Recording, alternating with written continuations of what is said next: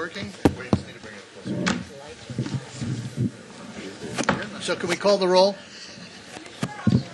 Yes.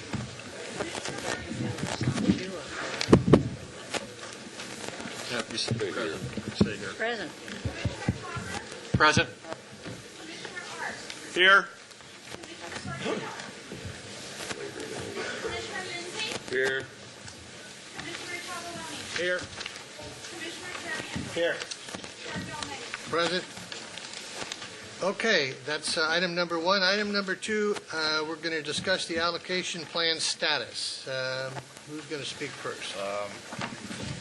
Commissioners, this item relates back to the meeting in La Quinta earlier this month, at which point we were advising you that there aren't enough resources to fully fund the STIP at present, and that in that time, at that meeting, Director Kempton suggested that there be a more thorough examination of allocation plan, concept, strategies, and ideas.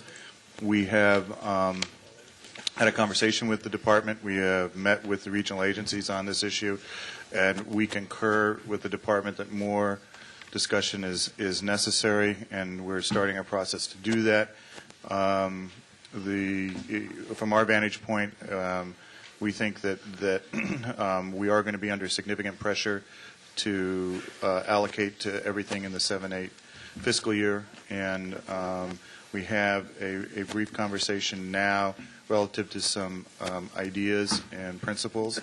And I think, is this something, Will, you're going to do or to discuss? Actually, John, I'm going to ask our Chief Financial Officer to go through that framework that we hope will serve as a basis for the discussions that are going forward. I do want to make, however, one comment, if I can, Mr. Executive Director, and that is to really thank the regions at the meeting that you organized. We got tremendous cooperation offered up by some of the regional agencies to help us deal with what's going to be a difficult task going forward for the remainder of this fiscal year. So let me invite our Chief Financial Officer, Cindy McKim, to make some comments. Is this one on?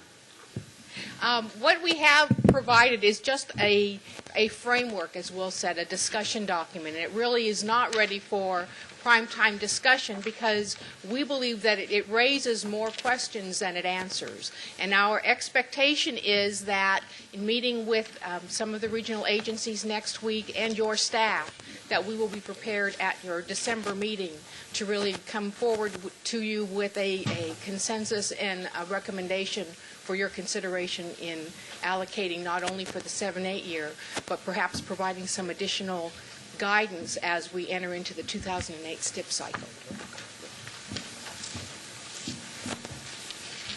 Any questions?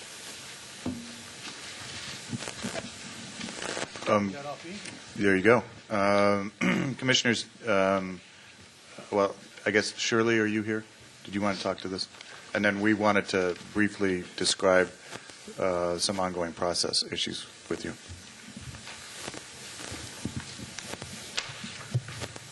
Shirley Medina, Regional Transportation Planning Agency's moderator. Yes, I want to thank the Caltrans staff and CTC staff for meeting with us last week. Is this on? Okay. We're trying to reach a consensus on the allocation plan. There was a concern raised at our last RTPA meeting that the allocations are being delayed, and therefore we would like to see that change as far as the December meeting so that allocations can start continuing, realizing that there is a problem with the amount of money that's available for those 7-08 year. We recognize the fact that the alternative sources of funding should be looked at. We also definitely support the expanded use of AB 3090s to get projects going.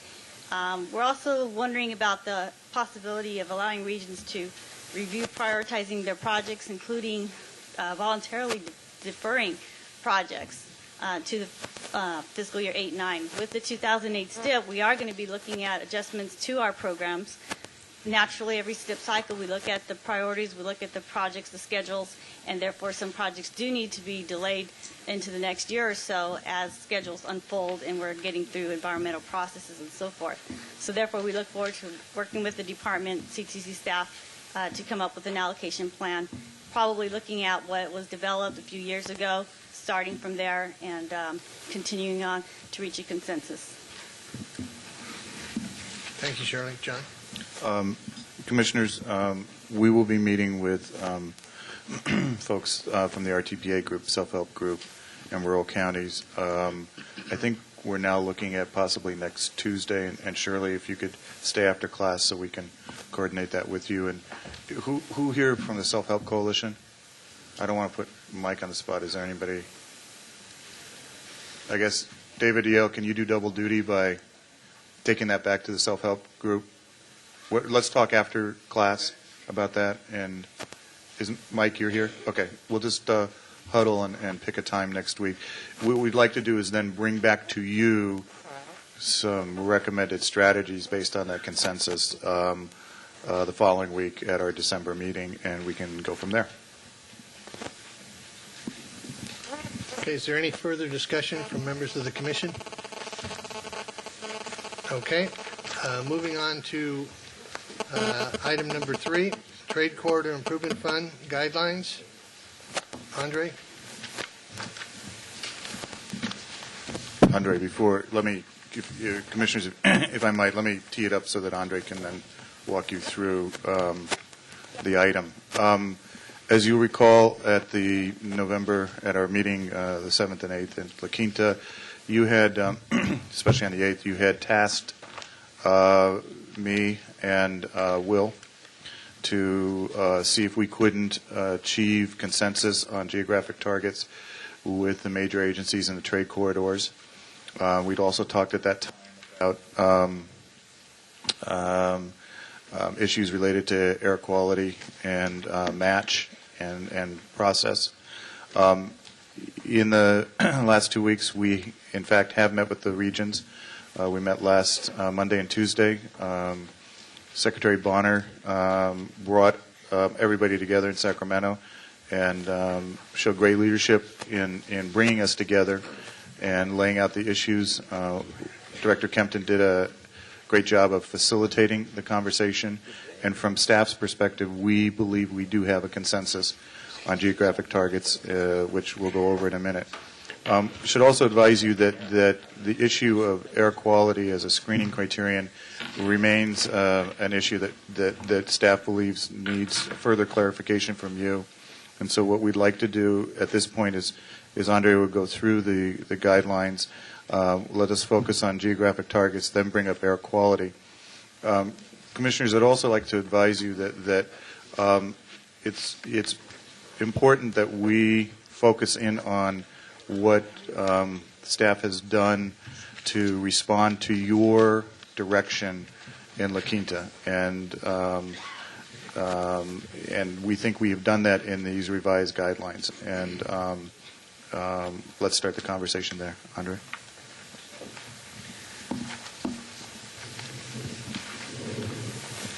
Good morning, Commissioners.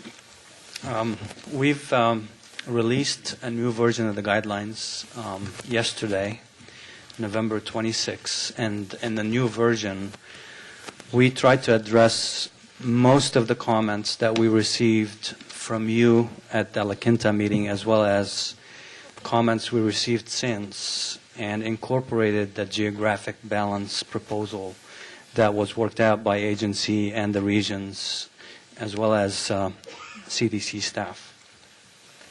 In the guidelines, we reflect a new timeline, which starts on page 2 of 9, and we're hoping that the guidelines can be adopted today at the end of this meeting.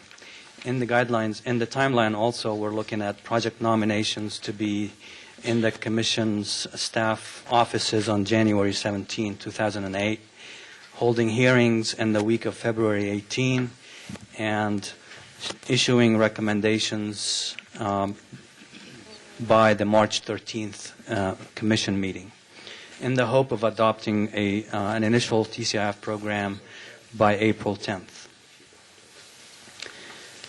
We've incorporated some of the comments received with respect to other corridors that may be qualified to compete for TCIF funds on page 3 of 9. And we also reflected that a project funding plan must be through construction. In the on page 4 of 9, in the discussion on sources of funds that will be qualified for the match, we included language that basically excludes the SHOP, STIP, and TCRP as a match, allowing local user fees and as well as our STP and CMAQ funds to be used as a match, and also added an allowance for Section 190 grade separation to be used as a match. We've amended the screening criteria at your request at the La Quinta meeting to exclude air quality as a screening, and added a statement in the evaluation criteria that the Commission will give priority to projects with higher levels of committed supplemental funding.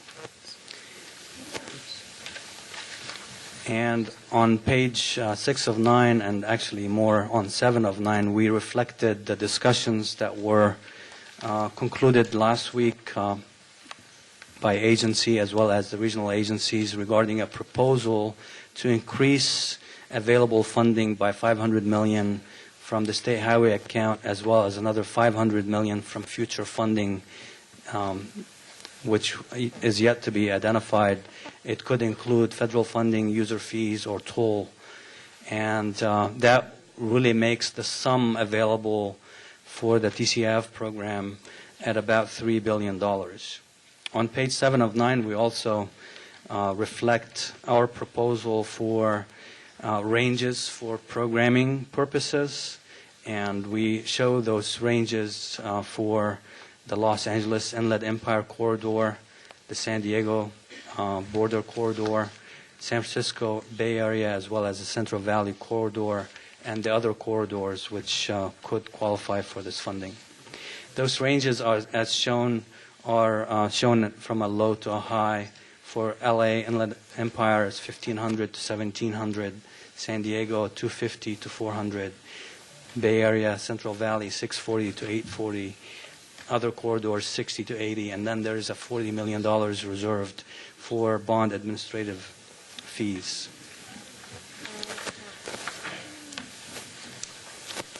We also put some clarifying language related to investments in rail projects on page 8 of 9. And the first paragraph up on top that basically requires an agreement, a baseline agreement between private railroads and appropriate agencies, which could be a state agency as well.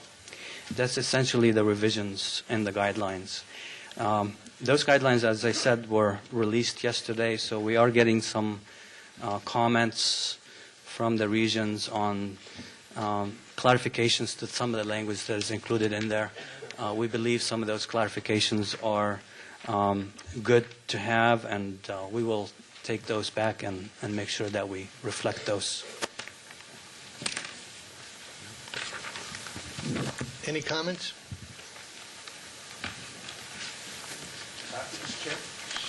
Commissioner Zarian?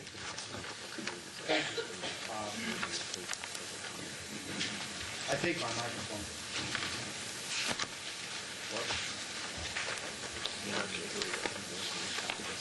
I'm loud enough. Sorry. Andre, the additional $500 million that you spoke about over the 2.4, is that federal money? And if it is federal money, is it already allocated? It belongs to each region. And how do we work with dollars that have already been allocated and it belongs to the regions? How do we do that? Are we not better off working with what we know we have rather than on the or monies that's already there? Commissioner, the 500 million above the 2.5 is really future money to be identified. None is identified at this point. This could be user fees if we're able to get legislation to support container fees or something of that nature. It could be additional federal funding, but that's really part of the agreement or the strategy that was put together, is that there will be a joint effort by the regions as well as the department to pursue additional federal funding in the future to fund possible projects that may fit that category. But that money is not available at this point. Mr. Chair, if I may follow up, then how do we spend dollars or even talk about dollars that we're not sure of, and how do we allocate the dollars? How much of it do we allocate, and how do we spend monies that's on the come? Would we not be better off as a commission to talk about dollars and allocations and percentages of dollars that's there and we know we're going to get? Commissioner, let me jump in here, and then I'd like Director Kempton to respond as well. What we are reflecting in these guidelines and in this conversation is what we believe we agreed to by virtue of consensus last week. And let me read to you some of the principles that key principles that the trade corridor agencies, BT&H, ourselves, Caltrans, agreed to. First of all, the highest priority is to be given to projects that are deliverable by 2013. The second is the state will be able to speak with one voice in seeking necessary federal funds, which is part of what we're talking about here. A prudent amount of overprogramming is appropriate, and we believe that amount right now is 20%. The state and individual regions will collaborate to pursue additional sources of revenue to fund projects contained in the overprogramming. The state and individual regions will collaborate in seeking passenger rail capacity and other railroad concessions in return for rail investments. The Commission should conduct midterm programmatic review in 2010 or by 2010. And the state and individual regions will collaborate to identify strategies to backfill state highway account monies that are invested in goods movement projects. We spent a lot of time talking about this. From our vantage point as staff, we believe a prudent amount of overprogramming is appropriate because it brings everybody together. It helps us to identify the priorities that we need funding for. We think that by 2010, those dollars should be identified and we should be able to proceed. Will, did you want to add anything? Thank you, Mr. Barna. I would just say that you've accurately outlined the basic principles that I think were agreed to by the group, and the point that I would stress is the fact that we talked at length during those sessions about the need for a collaborative, united effort, particularly with respect to the state of California approaching the federal government and the Congress to communicate the importance of goods movement as a national program and the need for a significant share of any dollars directed to that need to come to the state of California. And I think that's the points that I would add to your comments. Any other comments from members of the Commission? Question. Commissioner Bergeson? Thank you, Mr. Chairman.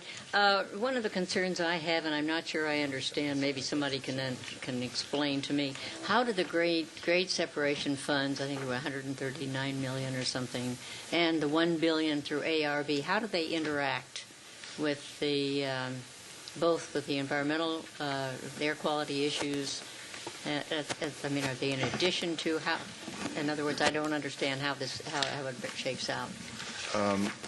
There is not a direct correlation between the $1 billion that's part of Prop 1B for air quality improvements directly associated with goods movement impacts. That is a program that ARB is responsible for, and it is undertaking, like we, a guideline development approach. In ARB's case, there is legislation, there was trailer bill language, which identified priorities and funding splits, and ARB is working off of that. I think one way to look at how they complement each other but are different is that $1 billion, as we understand it, in conversation with our friends at ARB, is focused on current and existing impacts and is designed to address those.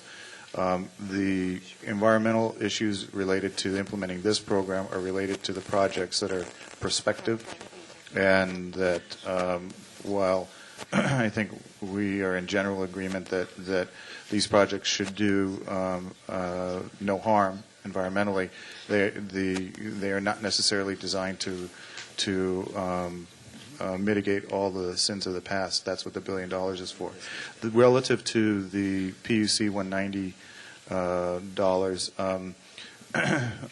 we understand that there are already dollars on the table, or actually with project sponsors at this point, and they are dollars that cannot be spent in any other manner. We have looked at this issue and believe that these dollars start as federal dollars, cascade through, and are actually local monies to be put into the program. And we believe as staff that it's appropriate for those dollars to be specified as a match, in particular for grade separation projects. Well, I think it would be helpful for, and certainly for whatever questions might come up, that there be a clear definition as to the availability of funds and for the projects that they would be available for, both for the air quality as well as for the, particularly with grade separation, which is obviously a very relevant part when you're looking at their corridor funding as well. Okay, we'll do that. Any other questions for the commission? I would like to, Commissioner Lindsay.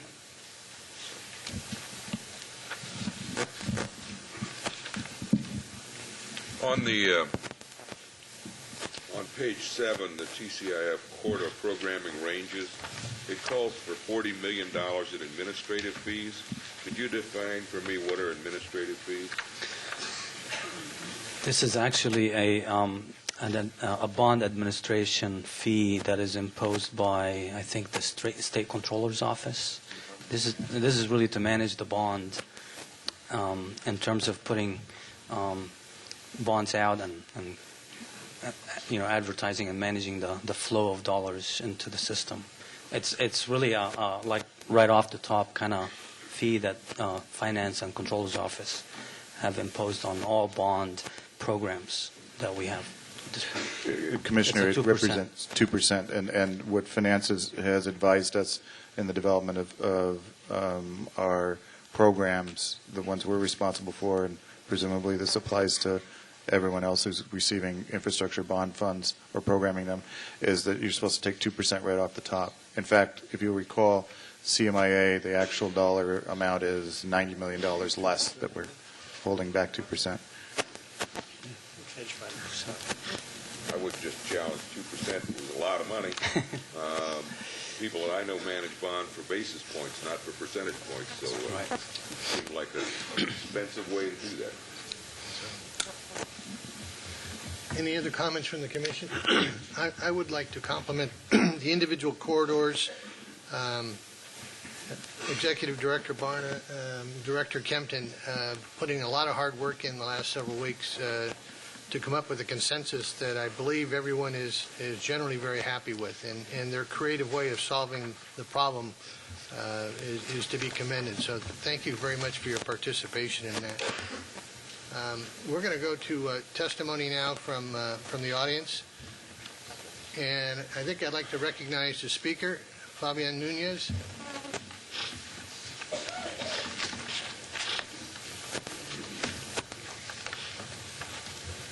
Welcome. From anywhere you want.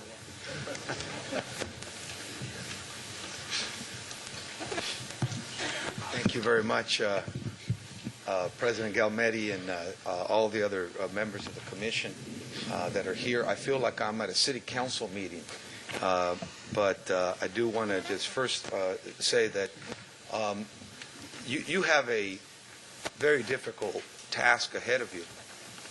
with respect to how to best put into place an objective and fair formula in place that ultimately will determine how goods movement corridor dollars are spent in the best interests of the people of the state of California. And certainly a daunting task, but nonetheless, it's an important one, and clearly, from the standpoint of looking at the budget gap that California is facing, I would rather be in your shoes than in mine at this point in time. But I'm here to, first of all, express to you my strong opposition to the CTC staff recommendations for the Trade Corridor Improvement Fund Program. The allocations, as we see it, are inconsistent with the state's own Goods Movement Action Plan and with the intent of Prop 1B, which was passed by the voters in 2006. It's clear that voters expected the bond funds would be targeted towards areas in the state with the most need. And I can tell you that that was indeed the legislative intent when the bonds were negotiated and put together. The proposal before you shortchanges the neediest areas of the state when it comes to goods movement. You may have been told that the proposal before you represents a needed compromise to address the competing goals of the bond. But let me also say that the Commission itself has shown a willingness to reconcile certain aspects of the bond language to achieve voter intent, such as the case, of course, with the CMIA congestion connectivity resources.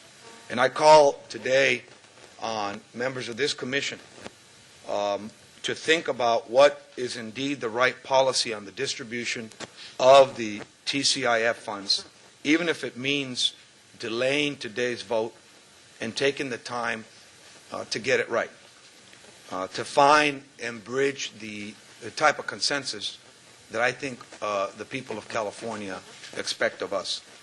Some might be tempted to suggest my dissatisfaction with the proposal is nothing more, nothing less than some type of a power grab by Los Angeles. But let me remind you that the only praise for this suggested proposal came from press from one of the areas of California, with very needy area as well, that I think in that story amazement was expressed on how well was done under this proposal. And I think that, when you're talking about how you deal with making sure that the entire state gets the fair treatment that it requires, you need to look at the intent of the dollars, what these dollars in particular were intended for.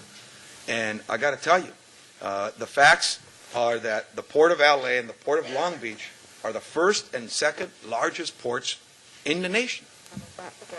In the nation. They handle 7 times more international cargo than ports situated in Northern California. And I'm very supportive of Northern California. In fact, I'm represented and I get elected by votes not only from Southern California, but Central California and Northern California as well. So I have to look at the overall well-being of the entire state. But when you look at 88,000 jobs in California related to international trade that is conducted in the Southern California roads, when you look at San Bernardino, Riverside, Los Angeles, Orange, and Ventura counties, all impacted disproportionately by goods movement, the domino effect produced by having 2 of the largest ports in the United States demonstrates itself in our region every single day by the countless trips and from the distribution centers, the warehouses, and the rail yards in this 5 county region.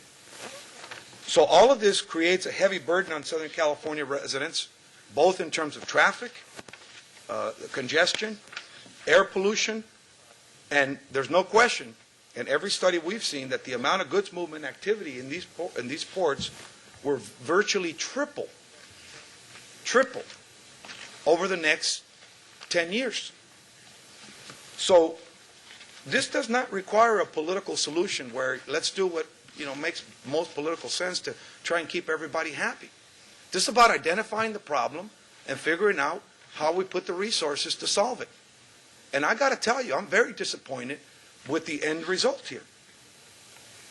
If you look at, all of these factors that I mentioned, I'm sure there's a lot others, people who know a lot more about goods movement in our ports than I do can speak to that. But I'll tell you what, if you look at the goods movement action plan by the administration, that plan itself says that 75% of the funds available for Prop 1B be directed in the Trade Corridor Movement Fund, be directed to the LA Inland Empire Trade Corridor. That's what that plan says. I mean, somebody else's reading of the plan might say something else, but my reading of the plan and my staff's reading of the plan says that. And, you look at what has been proposed here, $2.4 billion, added another $400 million to the $2 billion from monies that, obviously would be distributed somehow, some way, and then there's a 60% split, so we're back to the 60-40. In a perfect world where everybody is equally impacted, the 60-40 split works, folks. But don't impose a 60-40 split on Southern California when you're talking about goods movement impact. It's unconscionable to me, and it's unacceptable. And so here's what we would propose.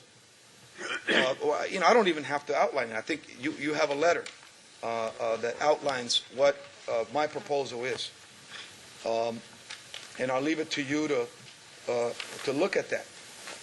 But we think that a fair distribution of this, if you look at these 5 county areas and you ask them what in fact they had in terms of work, they'll tell you $2.7 or $2.8 billion worth of real projects. But they looked at the overall pot and said, you got a $2 billion pot.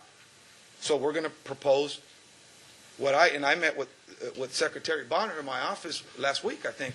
I told Secretary Bonner, and excuse me for not dressing up for the occasion, but I told Secretary Bonner, I said, look, they're asking for 85%.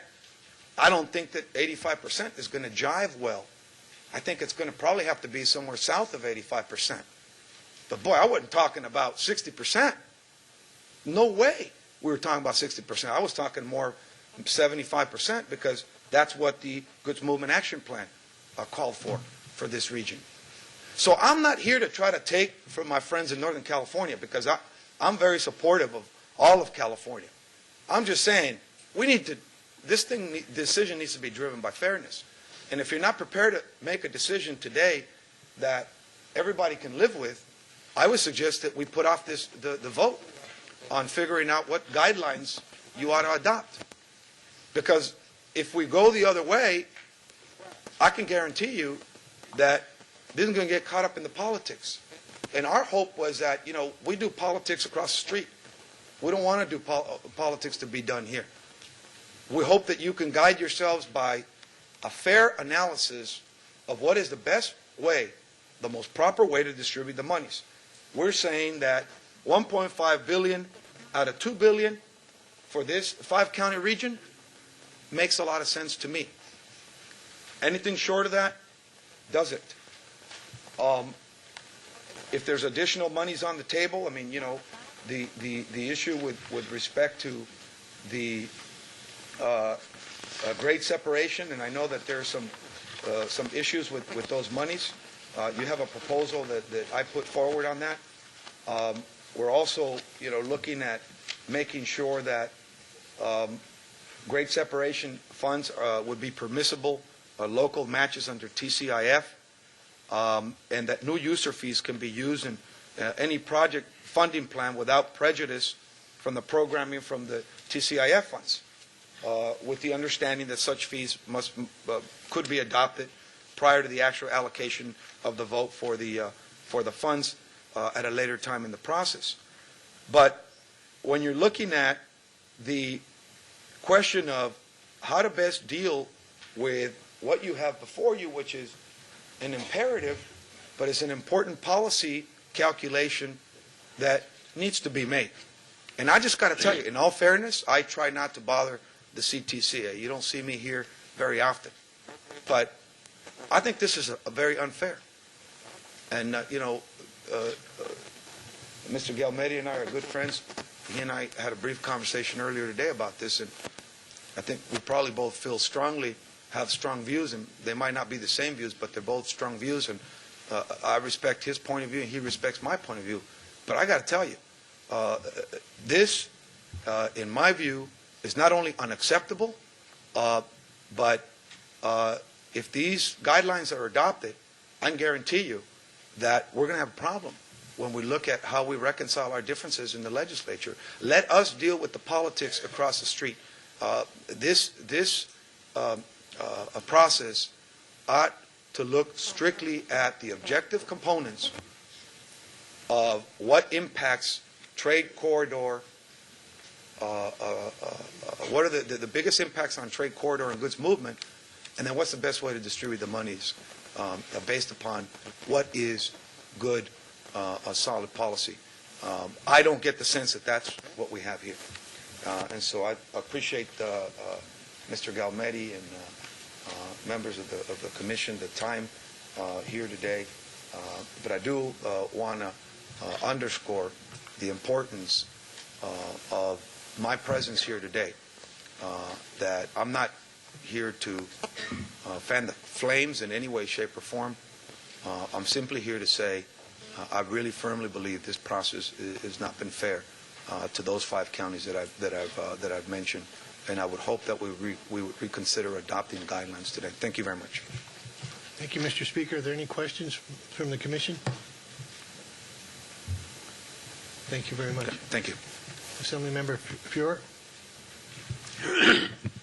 Thank you very much, Chairman Gilmetti. I, as you know, chair the Budget Subcommittee that deals with transportation in the Assembly. It's good to be here again. The circumstances are complicated because the challenge is so complicated. And with that, I actually want to begin by saying how much I appreciate the very hard work of Secretary Bonner, with whom I've been friends for many years, Director Kempton and Director Bonner. This is a difficult job. I had a long talk with the Secretary yesterday. This may be the most difficult challenge that he's faced in his career, and I do appreciate the effort. Having said that, though, I do want to join in urging that you reject the proposed allocations contained in the staff's recommendations, especially because they shortchange the Inland Empire LA trade corridor. I do want to urge adoption of the alternative proposal recommended by the Speaker, and at a minimum, urge that there be delay in adopting the staff recommendations until we can get broader consensus about these guidelines. I wanted to speak to, just suggest a couple takes on the notion of what principles ought to guide this discussion. And I have 3 in mind. The guidelines need to be fair. But fairness is not an empty concept. Fairness means that you get what you deserve. And what one deserves in this context means, what are your needs? And are you getting your needs fulfilled in proportion to the needs throughout the balance of the state? It's got to be based on objective needs of residents, of employees, and of businesses in each of the corridors, which leads to the next principle, which is the guidelines need to be based on facts, objective facts. And the third principle is something that I actually want to borrow from the staff recommendations, which is the corridor-based orientation of the staff recommendations, I think, is an appropriate orientation and should continue as we discuss this further. Now, how does one apply those principles? Very briefly. A fair, need-based, fact-based analysis, as we all think in this, I think we all know that in this room, would result in the direction of well more than 75% of the TCIF going to the Inland Empire Los Angeles corridor. I think we're well familiar with the statistics, but let's underscore them. 85% of the containerized cargo in this state flows through this corridor. The residents of the corridor bear the burden of 82% of the health effects from diesel emissions in the state of California. 75% of the cargo transported by rail and road in this state moves through this corridor. And as the speaker noted, the governor's Good Movement Action Plan recognizes these facts by recommending that 75% of the funds be directed to projects in the corridor.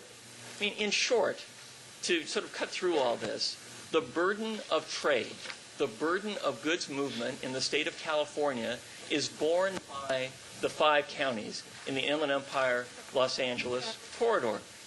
So given those facts, the proposal delineated by the speaker in his letter and to which he made reference in his comments actually represents a significant concession. And it's a concession borne by the residents, employees, and businesses of the 5 counties. Why should one recommend, then, a concession? Because they will bear the impacts. I think because we all recognize that we want to get the TCIF on the street. We want to show the public that we can work collaboratively and get these projects moving, which is why I'm prepared to support the concessions that the speaker has proposed. Well below what the facts would dictate, but nonetheless significantly more than the staff recommendation that's before you. So as I conclude here, let me say these things. The facts should be decisive. The guidelines should reflect them and be delayed until they do. And I want to share with you a letter that has been signed by, I believe, 35 members of the legislature from the 5 counties in the corridor, Republicans and Democrats. The letter urges that the funding that you put forth is reflective of the needs that I've delineated, and my staff will make sure that each of you has a copy of that letter. 35 Republicans and Democrats from this corridor standing together to say, let the objective needs of the region dictate the guidelines. Thank you very much. Thank you, Assemblymember. Any questions? Okay, our next speaker is Senator Lou Correa.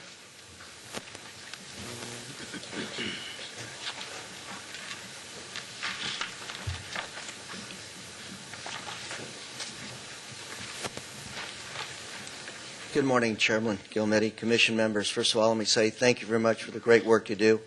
I know many times we go along and we forget to say thank you, but again, I remind the audience and as well as you that your hard work is appreciated.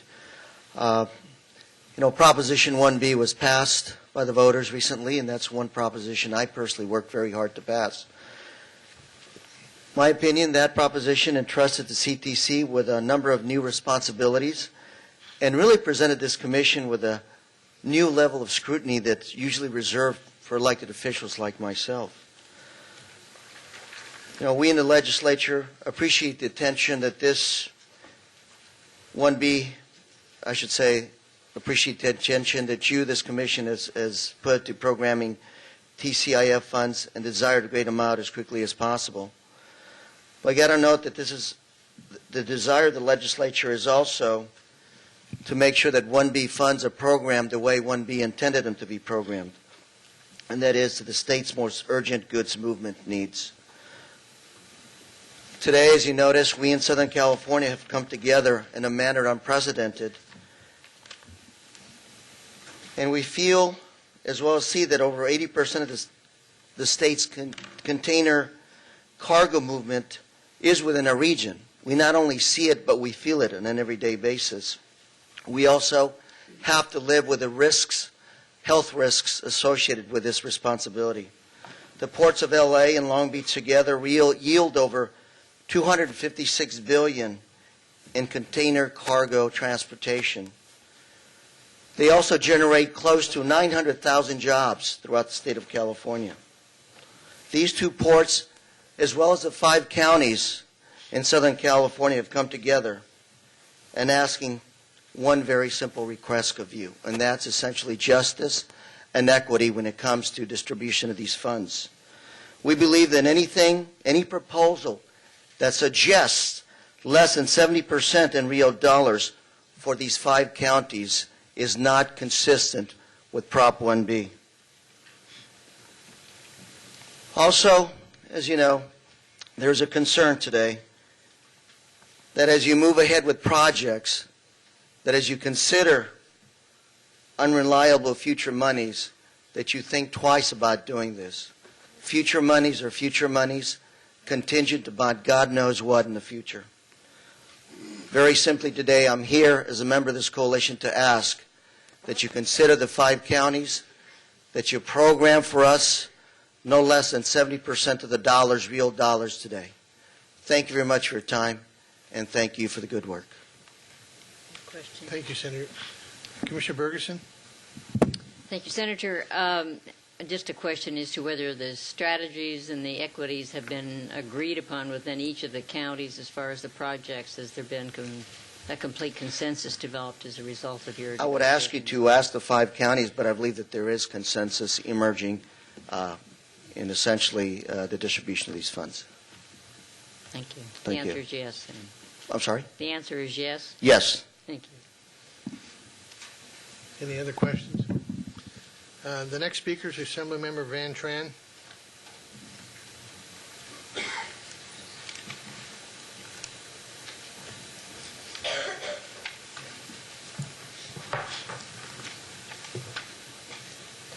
Good morning, Chairman and members of the committee. It's a pleasure to be here this morning. Thank you for the opportunity to address all of you over the program of the TCIF. I appreciate and applaud the dedication and attention to disperse the TCIF funds quickly. It is the intent of the legislature that these funds be dispersed as directed by Proposition 1B, as the Speaker and my colleagues have spoken, to the state's most urgent goods movement needs. As a representative for parts of Orange County and the chair of the Select Committee on International Trade in the Assembly, I recently had the opportunity to tour the ports of LA and Long Beach. Together, these ports yield over $256 billion of containerized cargo, resulting in 890,000 jobs in California. The Southern California region sees well over 80% of the state's containerized cargo and experiences some of the nation's highest rates of health risk resulting from goods movements. I saw firsthand the massive volume of goods that leave those ports daily and onto trains and cut through our local neighborhoods. That is why the 2 ports, the 5 county transportation commissions, and the other related agencies in Southern California Coalition have joined to advocate that the state invest in goods movement that matches the level of the need. With such an urgent need for mitigation in Southern California, a proposal that only suggests a low 55% to a high of 60% of TCIF program funding is definitely not workable. In fact, any proposal that suggests that less than 70% of the Southern California does not reflect the intent of this bond category. I am also concerned that this proposal asks projects to count on unreliable future monies.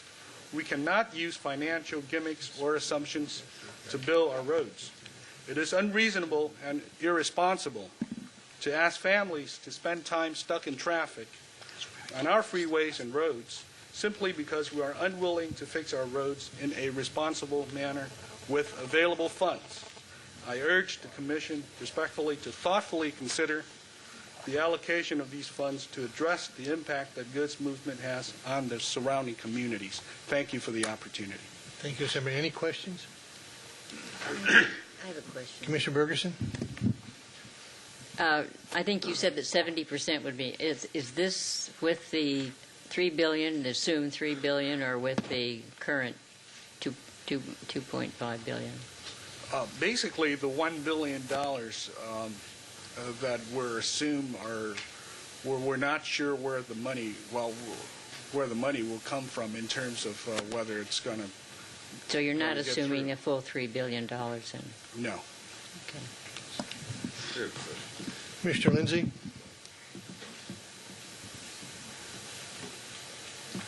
I would just getting out my handy-dandy calculator because I'm struggling with percentages.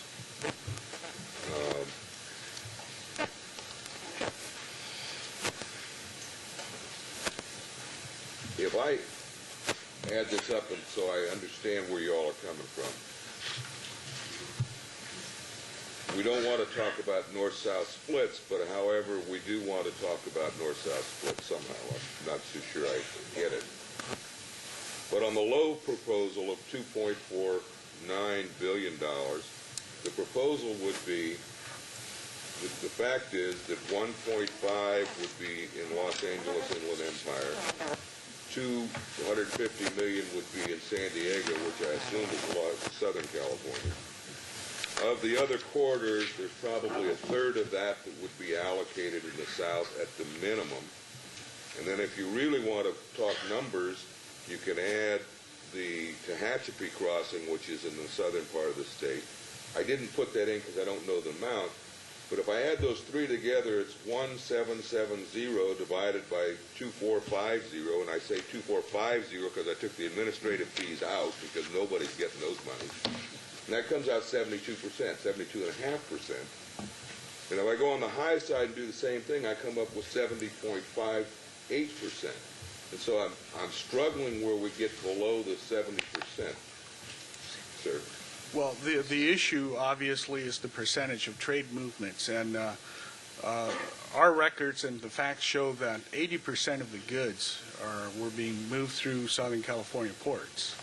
And as far as the bonds are concerned, the application of the bond money and funding ought to go through those applications. And I've had the opportunity to visit the ports as well as some of the neighboring countries that we do trade with, and I can tell you that Southern California is heavily impacted based on the volume and the traffic that goes through. And that's why there's a consensus of 5 counties in the region, whether you're in Los Angeles or Orange County or in the Inland Empire, to get this through for this bond. Thank you. Any other questions? Our next speaker is Tanya Uranga.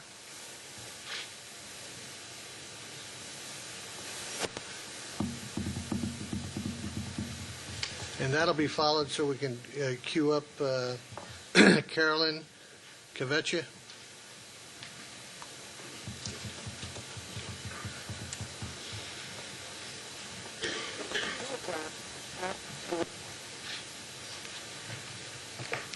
Good morning, Chairman and Commissioners. My name is Tonya Reyes Uranga. I'm a council member from the City of Long Beach and a member of the South Coast Air Quality Management District Governing Board. I live in a throat and mouth cancer cluster.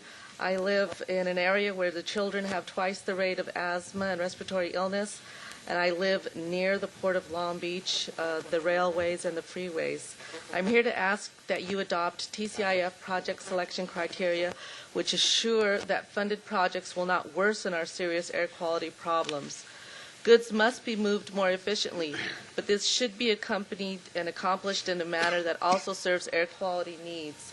We strongly believe that when the voters approved Prop 1B, they were looking for improvements in both congestion and air quality.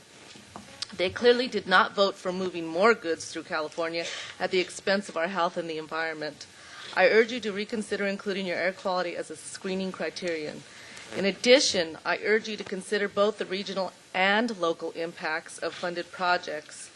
As is geographically portrayed in recent medical studies of persons living near highways and CARB assessments of health risks from rail yards, diesel particulate emissions from goods movement is a serious local public health problem. Technological controls required for new trucks will contribute to emission reductions, but progress will be slow unless they are coupled with accelerated fleet turnover programs. And locomotives will remain under-controlled for many years unless the railroads adopt feasible control technologies such as the diesel particulate filters for switcher and line haul locomotives. The state simply should not use scarce public funds to subsidize new or expanded rail yards and other facilities near already impacted communities such as mine, unless such truck fleet turnover and locomotive controls are part of the project. And I believe that our chairman sent a letter on November 6th outlining some of those proposals. The alternatives to funding projects that could exacerbate air pollution problems are available. For example, grade separations can provide a win-win by accelerating rail velocity and reducing on-road congestion, as well as local and regional emission impacts. In addition, to the extent that rail yard capacity must be increased, that capacity can be in areas remote from schools and residential communities. We strongly support the expanding on-dock rail capacity as an alternative to rail yards near residential areas. Finally, I urge you to take a long-term view. Given the explosive rate of projected cargo throughput, rail yards in the South Coast Basin will eventually reach capacity, even if currently proposed yards are built. The region likely will need zero and near zero emission transport technologies in order to attain air quality standards required by the federal law. Planning efforts are now underway to define the long-term transportation systems for our region, and current proposals for new and expanded rail yards near residential areas and schools may or may not be consistent with the results of such planning efforts, and they may just provide short-term congestion relief. The TCIF program should not invest scarce public funds in what may be short-term solutions that will, for the long term, compound community impacts. The public expects and deserves more from its governmental decision makers. In closing, your decisions today play an important role in improving both the movement of goods and helping to clean up Southern California's air. And we urge you to take the course that we know was intended by the voters. And I'm here on behalf of not only the South Coast Air Quality Management District, the 4 counties in that district, but also the City of Long Beach and the Children's Lungs from the 7 schools that are adjacent to the rail yards, the freeways, and the ports of Long Beach and LA. And this is a filter, a 24-hour filter from one of those schools. So thank you so much, and I'll be addressing any questions you may have. Thanks. Any questions from the Commission? Thank you very much.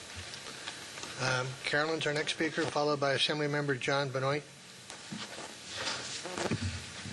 Good morning, Chairman, members of the Commission, Assemblymember Nava, Senator Lowenthal, Mr. Kempton, Director Bonner. My name is Carolyn Kvetch. I'm the Mayor of the City of Orange and Chairman of the Orange County Transportation Authority Board of Directors. OCTA is here today to stand with our counterparts in Southern California and our joint legislative delegation to ask for a fair and equitable distribution of the TCIF funds based on the facts about goods movement in California and one that honors the intent of the voters and taxpayers of the state of California. Many speakers have come before me and talked about the percentage of goods movement that the Los Angeles Inland Empire corridor entails. Over 80% of the goods movement that comes into the state comes through our corridor. Almost $7 billion in state and local tax revenues is generated through the ports of Los Angeles and Long Beach. And our residents pay the price through delays at rail crossings and health risks along that corridor. So no matter how you look at it, the state's most urgent goods movement need is the Los Angeles Inland Empire corridor. And anything less than 75% of the real available funds, $2 billion, does not accurately reflect a consideration of the facts that are before you, and again, the intent of the voters of 1B. So I'm here today to thank you for the effort that you put into this, thank you for your time, and to respectfully ask for fair consideration as you adopt regional targets. Thank you so much. Thank you. Any questions of the Speaker? Okay, our next speaker is Assemblymember John Benoit, followed by Assemblymember Bob Hupp.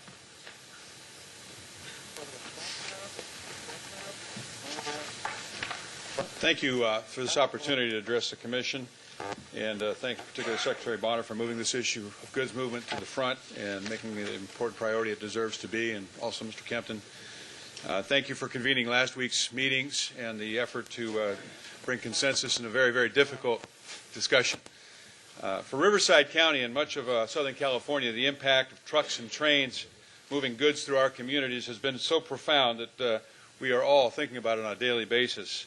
And clearly we need to invest this $2 billion that the voters approved when they supported Proposition 1B and do it as quickly as possible. The reality of our situation is that we have trucks crawling on freeways and streets all the time, every day. Trucks stopped and with cars at railroad grade separations daily. keeping in mind that a truck moving 10 miles an hour in congested traffic emits 10 times the pollution that one moving at 50 miles an hour in the same area, it is critically important for the well-being of all of our citizens that we move quickly in this area. And the city of Riverside particularly is impacted. In my district, the city has 27 grade separations, 27 of the worst, and we need to address these issues. Secretary Bonner has mentioned from time to time that these bond dollars need to be apportioned and not confined to single projects. I agree. But in this process, we must also recognize that Southern California does represent 85% of the goods movement, that to the extent humanly and politically possible, the funds must be recognized as reality when they are allocated. The agreement of the 5 counties that are here today is historic. I appreciate their working together. But I also agree with the Speaker that we need to look at the intention of the voters. When they voted to approve transportation dollars for goods movement, obviously they expected that money to go where the goods movement has the greatest impact. Good movement in my district is a daily event. I'm referring to the need to address the public health and safety problems that are occurring. 421 times in the last 4 years, public safety emergency response was stopped at a railroad grade crossing in Riverside. As a result of last week's meetings, I am under the impression that an agreement has been reached to ensure that railroad grade separations are an important part of the TCIF program. I believe that that's the right step. I appreciate Secretary Bonner's taking the time to go with me and look at those grade separations from a helicopter, look at the Colton crossing, and I think anybody who sees that kind of impact would be impressed by the need. I'm appalled that the direction and also I applaud the direction and also support the use of Section 190 funding as an eligible match in this process. As many of you may know, I championed the need for an audit of Section 190 process this last legislative year. The key finding of that audit being that there's just simply not enough money available for grade separations and hasn't been for a long time. And I fully support getting $190 to work as quickly as possible. Your actions to allow 190 funds as a match to the program would help in making this a reality. I want to mention the Colton grade crossing, which is sorely needed in Southern California to be improved, but has the potential to be funded by private sector railroad interests. I agree with the proposed policy to balance the need for public good with the amount of public funding that is directed to this particular project. If public dollars are to be invested there, it is essential that private sector project there needs to be concessions that would provide public benefit, such as added capacity for commuter rail and greater participation in grade separations. Assemblyman Emberson and I and the Inland Empire Caucus convened meetings with the railroads and other interested parties about this issue. One consensus comes out of those meetings. There is a need to do something, and the railroads are ready to help, and they are at the table and willing to work with us.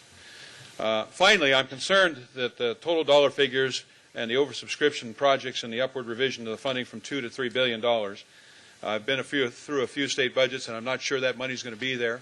I want to make sure that whatever money is there, whatever TCIF funds are allocated, that we take into consideration the fact that 85% of this goods movement is moving through the Inland Empire, through Southern California, and that was the intent of the voters.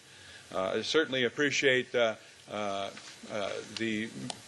questions of Commissioner Lindsay. Where do you draw that line? How do you make that cut is an issue that is going to be a difficult political question, and I appreciate the difficult position you are in. I would just ask you to make sure that the consideration is given to the voters' intention, which this money should be spent where the goods are being moved, and we all know where the goods are being moved primarily. I thank you for your consideration and would answer any questions. Commissioner Lindsay? You know, I've been in this goods movement business a long time, and I want to define goods movement because I think we distort a little bit. The fact is that the Port of L.A. and Long Beach receive 85%, I won't argue those numbers, of incoming inbound freight into California. But in a goods movement, in the total aspect of goods movement, all of the goods moved in this state, that represents about 29 or 30%. It's no question 85% of the incoming freight, but that would suggest that the things that go to your local grocery store and the fuel going to your local gas stations is not part of that process. And I just am really challenged by the idea that the people of the state when they voted for this bond, if you lived in Modesto, that you thought 85% of all of this stuff is going to be done in L.A., and that the truck on Highway 99 is not part of that goods movement scenario. And I got to think that if you live in Modesto, that truck is part of goods movement, no different than the international freight that came into L.A. And that's not to diminish the issue and diminish the problem at all. It's just I think we need to look at the grand scheme of things and not distort that 85% of all goods movement in California is in the L.A. basin, and it's not. I mean, that represents a portion, and the vast majority of the portion as it relates to international goods movement. And I wouldn't argue with the Commissioner. I think you make a valid point, but I would also say that, you know, $1 billion was programmed separately for Highway 99 through Modesto and other parts of the state. I believe that the average voter was really hearing about and concerned with the goods that are coming in from abroad and being moved through California, most of it going to other parts of the nation, the majority of it, when they were voting for this particular segment of the bond, and I would ask you to take consideration of that. I think that there's been progress made. I think that the proposal that is before you comes a long ways towards the direction. I think you have to take the speaker's concerns into mind, and I tend to agree that the speakers, and somewhere in between, I hope there's a compromise that gets this done quickly because the people want to see action on this issue. And I thank you for your time. Any other questions? Assemblyman, I just wanted to make one comment to follow up on Commissioner Lindsay. You know, 40% of the containers that come into the ports of Long Beach and Los Angeles are really pass-through. You know, they pollute your air in Riverside County. They affect your quality of life. We collect no fees for these people. They create virtually no jobs for the state. So when you're looking at that extra $500 million that we can't account for, I think this is the job of the legislature and the administration to figure out how we're going to get some container fees on those containers coming into the state to help take care of the problem. We're faced as a commission with the same problem we were faced with in CMIA. We had $11.2 billion worth of projects submitted and only $4.5 billion to give out. And I know there are a lot more trade corridor projects throughout the state, and we only have $2 billion. And with a little creative thinking, we're trying to get it to $2.5 to $3 billion. And you could help at that. The legislature could help in addressing container fee projects so we can get all these things done. You know, certainly there's an argument made there. There's also an argument that those jobs created by the movement of that are all people paying taxes to the state of California. There's certainly a debate that's going to be carried forward about whether the tax burden on the state is large enough or should be increased to deal with the deficit. I understand where you're coming from. We have to deal with what money we have in front of us today and try and allocate that appropriately, and I would ask you to consider those issues. I'd be in favor of no container fees on products that stay here and container fees for those using our infrastructure to pass through to Chicago or Denver or wherever they're going. But we're getting absolutely nothing out of that, and they're using all of our infrastructure and ruining the quality of your life in your area. Right. Anyway, that's my 2 bits worth. Thanks. Assemblymember Huff, followed by Terry Henderson. Mr. Chairman, Commissioners, it's a pleasure to be here today. Thank you for taking on this difficult challenge. By way of background, I was elected to a local city council, Eastern LA County, back in 1995, and because we were negatively impacted by a lot of regional traffic, I got involved in regional transportation agencies. Working through my local council of governments, I found myself chairing a goods movement issue. We were looking at the expansion of the ports and how that would impact the San Gabriel Valley. We saw the Alameda Quarter Trench was being built up to East LA. We knew that the traffic wasn't going to stop there. That eventually came to be known as the Alameda Quarter East program, and I was the first chair of the Alameda Quarter East Construction Authority. In the 60th Assembly District, which I now represent, I have 3 counties, 3 of the 5 that you're hearing about now, Orange, LA, San Bernardino counties. I have 7 freeways that are impacted by freight traffic. I have 3 transcontinental rail lines. So I think probably more than any one legislator here, except Alan, who has the ports, you know, this is a huge impact on the district. And I just want to state that I'm talking mostly on the guidelines of your implementation, less on the split, although I think that there's been some persuasive arguments made. But grade separations are something that we can't understate. And I understand there's a philosophical debate that goes on whether that actually moves traffic. But let me tell you how it stops traffic. When you can't get your kids to school, when you can't get your freight from the local businesses to where they need to go, when you have pollutants that are going into the air because of stalled cars, because of these increasingly longer trains, it becomes a real problem. We should not hobble our local businesses, our local governments, our local residents, because of something which benefits the state and the nation. In fact, I think that you've heard about the percentage of transportation that comes through the goods movement, but you have a policy, I think, a good one, of trying to shift containers off of the freeways because they're so impacted onto the rail lines. That only further exacerbates this problem.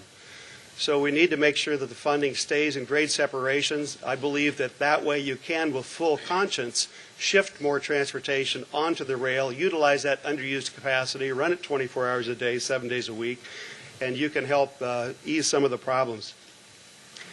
I want to say that also that the provision for using local match, those entities that when the transportation funding dried up, shifted around local funds to keep projects going, using that local match is a wise policy because we shouldn't penalize those that actually are kept building things at what we would see now as cheaper dollars than putting it off and waiting for different bodies to provide the funding down the road. So I just want to underscore that this is a good policy to use that local funding. I applaud you for keeping that in there, and I'd be happy to answer any questions that you have or try. Any questions? Okay. Thank you very much. Member. The next speaker is Terry Henderson, followed by Ty Schuling. And in case anyone's wondering, we're trying to do this by region, so the next region we'll be going to is San Diego. Good morning.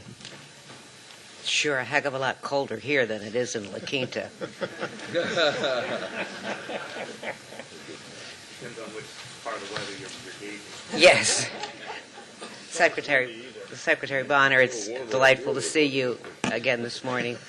Mr. Kempton and commissioners, it is nice to see all of you again this morning, and I certainly appreciated you having your meeting in La Quinta a couple of weeks ago. It really was very entertaining, and the scope of your chore was, I think I said that day, was awesome. And it continues to be awesome. You gave very, very specific directions to the folks there that day to go away and work on a grand plan, one that will meet as many needs for as many people possible in the state of California. And I think I spoke to the fact that I believe they could do that, that there was a missing component that day, and we've heard from a number of speakers that make up that missing component.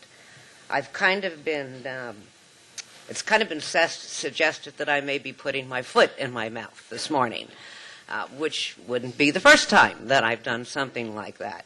I heard the direction that you gave these folks. I saw and participated in the efforts that they've put in the last couple of weeks. I know the meetings that they've had.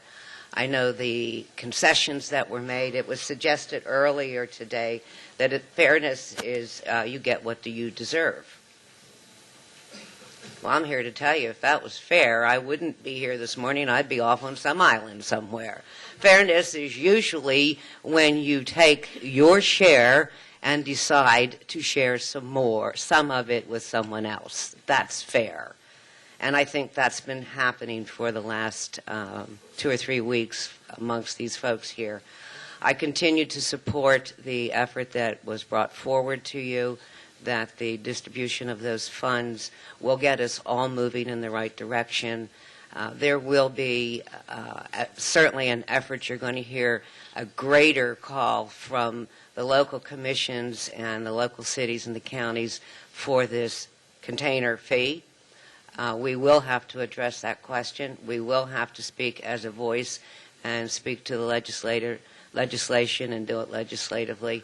But there does need to be some equity when you start talking about container fees. I live on the Alameda Corridor. I'd like fairness to be that I get all the money. That's not going to happen. And there's enough places in California that have problems that they need to deal with. So, foot in my mouth. I will leave and again remind you that you have an awesome, task in front of you. I don't envy you, but I do believe you'll do the right thing. Thank you. Thank you. Any questions? No questions. Ty Schuling, followed by Mayor Jerry Sanders from San Diego. Secretary Bonner, Chairman Gilmetti, and Director Kempton, Commissioners. Thank you very much. Ty Schuling from Sandbag. I just wanted to bring to your attention a couple points that I have had the opportunity to discuss with your staff as well already. First, although the notion of corridor plans has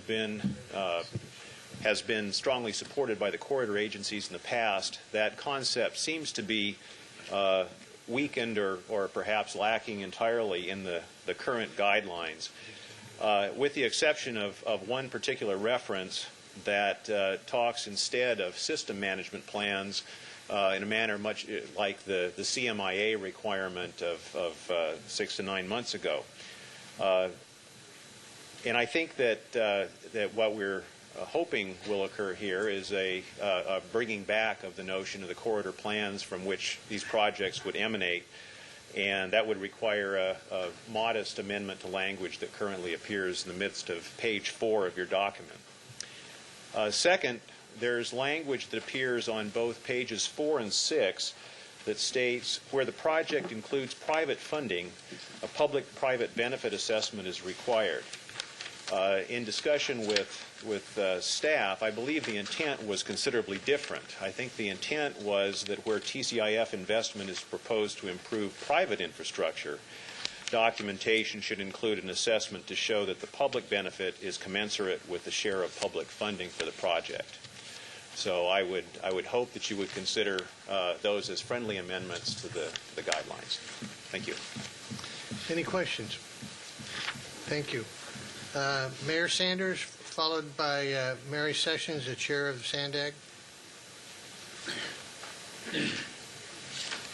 Good morning, and I appreciate the opportunity to address you, and I appreciate the work you're going to do, that you are doing, and I'm not even going to say but. I would like to remind all of you, after hearing all these presentations, San Diego is in Southern California. I think maybe some people have forgot that from what I've heard so far this morning. We're also at the busiest land port of entry in the world at San Ysidro. We also have extreme truck traffic that comes from south of the border that goes all the way through the state of California and all the way through the United States. Your consideration of $400 million TCIF target for San Diego region is appreciated and indicates that you understand and respect the challenges we face in the San Diego region with goods movement. San Diego hosts vital border crossings and a growing niche port operation, all in need of help. At Otay Mesa and Tecate, each year 1.4 million trucks squeeze through just 10 border crossing lanes. There are daily delays that are hours long by trucks idling, and those are paralyzing the economy of both San Diego and the state of California. While other California gateways may benefit folks in the rest of the nation, our border benefits California. Mexico is California's #1 export market, and a significant amount of those exported goods produced in factories and fields around the state go through San Diego. A recent study found that constrained border infrastructure had a negative economic impact on the state of California of over $3 billion annually. This will only increase in the years to come with a major port planned for Ensenada that, when completed, will be the size of the Port of Los Angeles and the Port of Long Beach combined. Allocating funds to complete SR 905, a 6-lane east-west freeway between the United States-Mexico port of entry at Otay Mesa, will further facilitate good movement and reduce the costly impact of delays throughout our region. Additionally, this strategy will jumpstart another port of entry to handle the huge daily influx of goods moving back and forth across the border, as well as a rail line to help move goods up and out of the border zone. Making sure that the border receives its fair share of these TCIF dollars also ensures that we keep faith with the voters of our region, who are well aware of the fact that the border zone was called out specifically in the Prop 1B ballot language. Our port will also benefit greatly from these proposed TCIF strategy. There are 3 vital access projects that will improve traffic right in our downtown area, and will offset impacts to Barrio Logan and environmental justice community. That's important to the citizens and the economy of San Diego. I applaud the broad-based strategy you've approached in putting the allocation of the Trade Corridor Improvement Funds together. This plan fairly recognizes all, and I want to emphasize all, the major trade gateways across the state.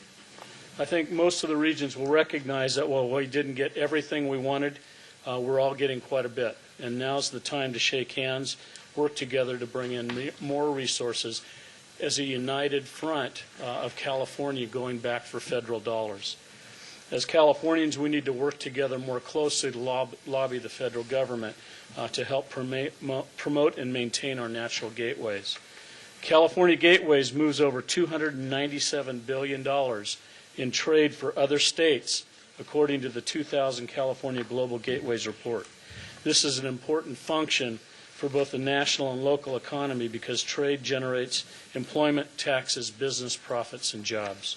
But global trade through the California gateways also increase and generate pollution, highway wear and tear, congestion, and external costs for which the citizens of California are not compensated. I think we all agree there's more to be done on a national level. We need to do that together. And I want to thank you once again and tell you we stand ready in San Diego as a delegation to work together with the rest of the state of California to go back and get that fair share of dollars from the federal government. Thank you very much. Thank you, Mayor. Any questions? Thank you very much. Mary Sesson, the chairman of SANDAG, followed by Greg Cox, supervisor. Good morning. Mary Sessom. I'm actually mayor of the city of Lemon Grove and chair of SANDAG. Welcome. Glad you guys are here. Boy, what a job. I wouldn't want to do it. San Diego only takes up about 13% of this total fund of money at the high end, so we promise to only take about 13% of the time in presenting our case. I will like to focus not on the details, because I think the details were looked at in La Quinta, were arm wrestled over in La Quinta. I think La Quinta produced a pretty fair, pretty equitable result. I want to look at the language of the law itself and how does San Diego fit into that, and asking you to approve the strategy presented in front of you today.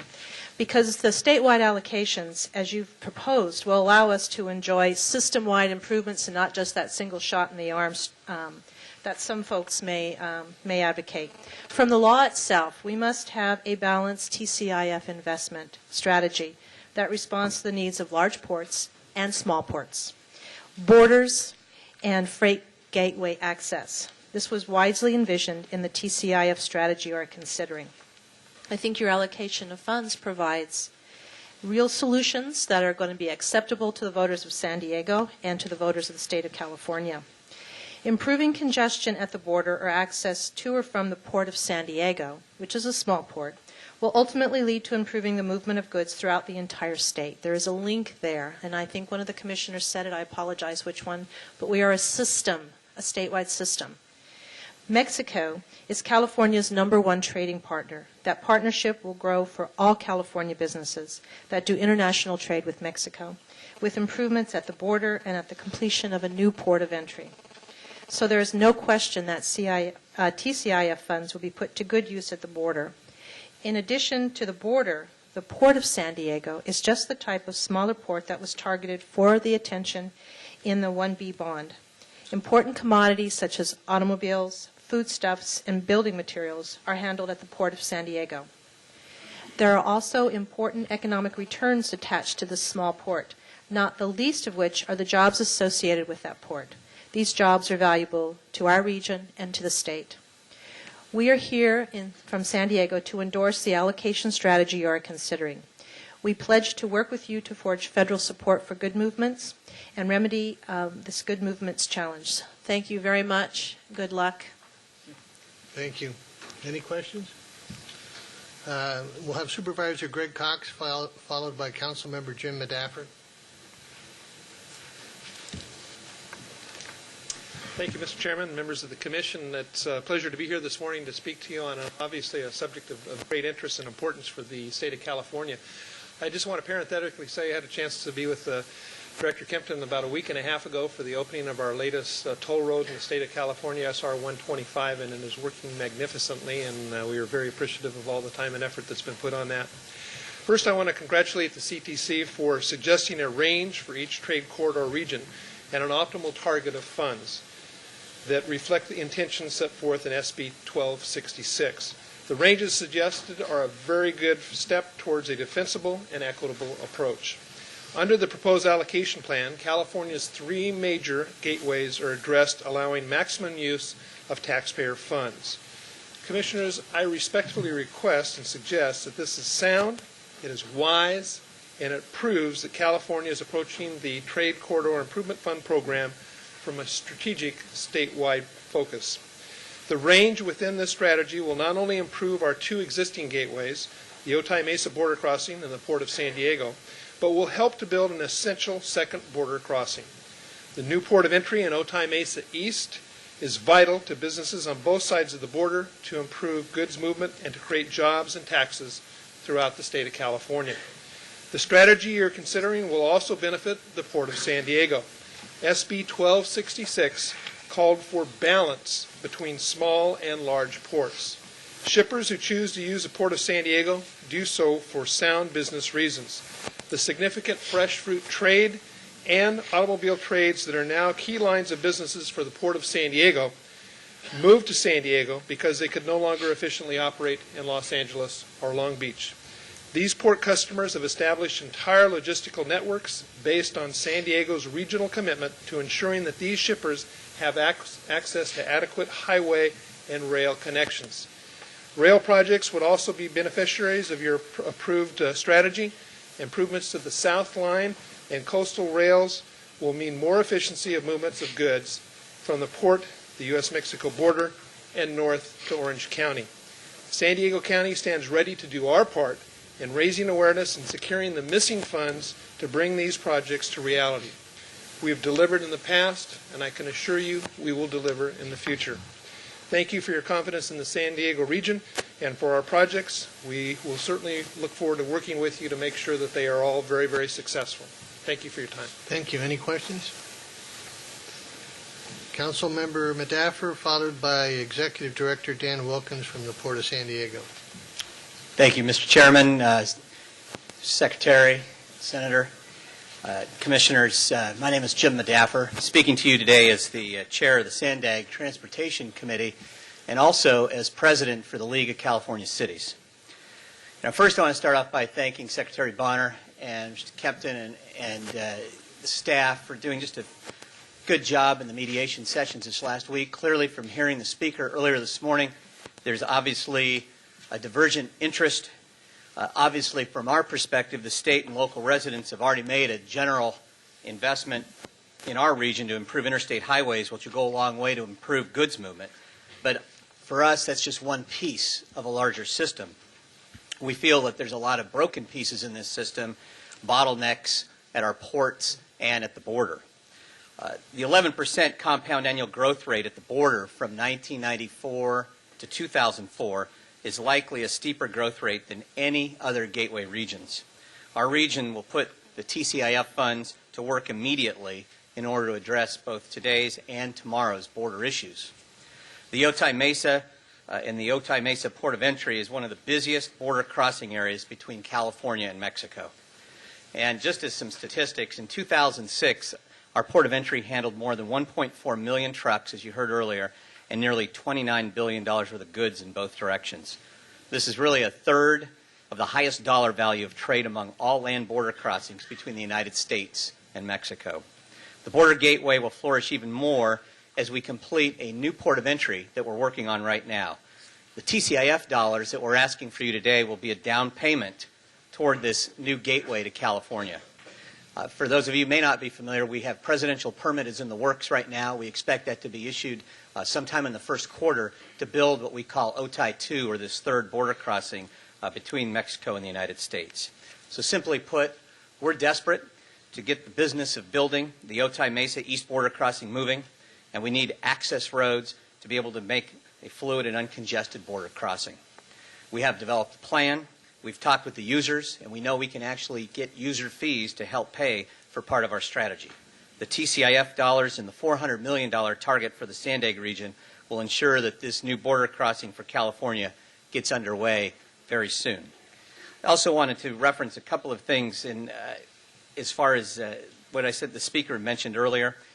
You know, it's when you look at it, and you've heard various folks address it, to take 86% of all of the 1B funds for TCIF and take it into the Long Beach, Los Angeles region would really betray the trust of the voters for all of California.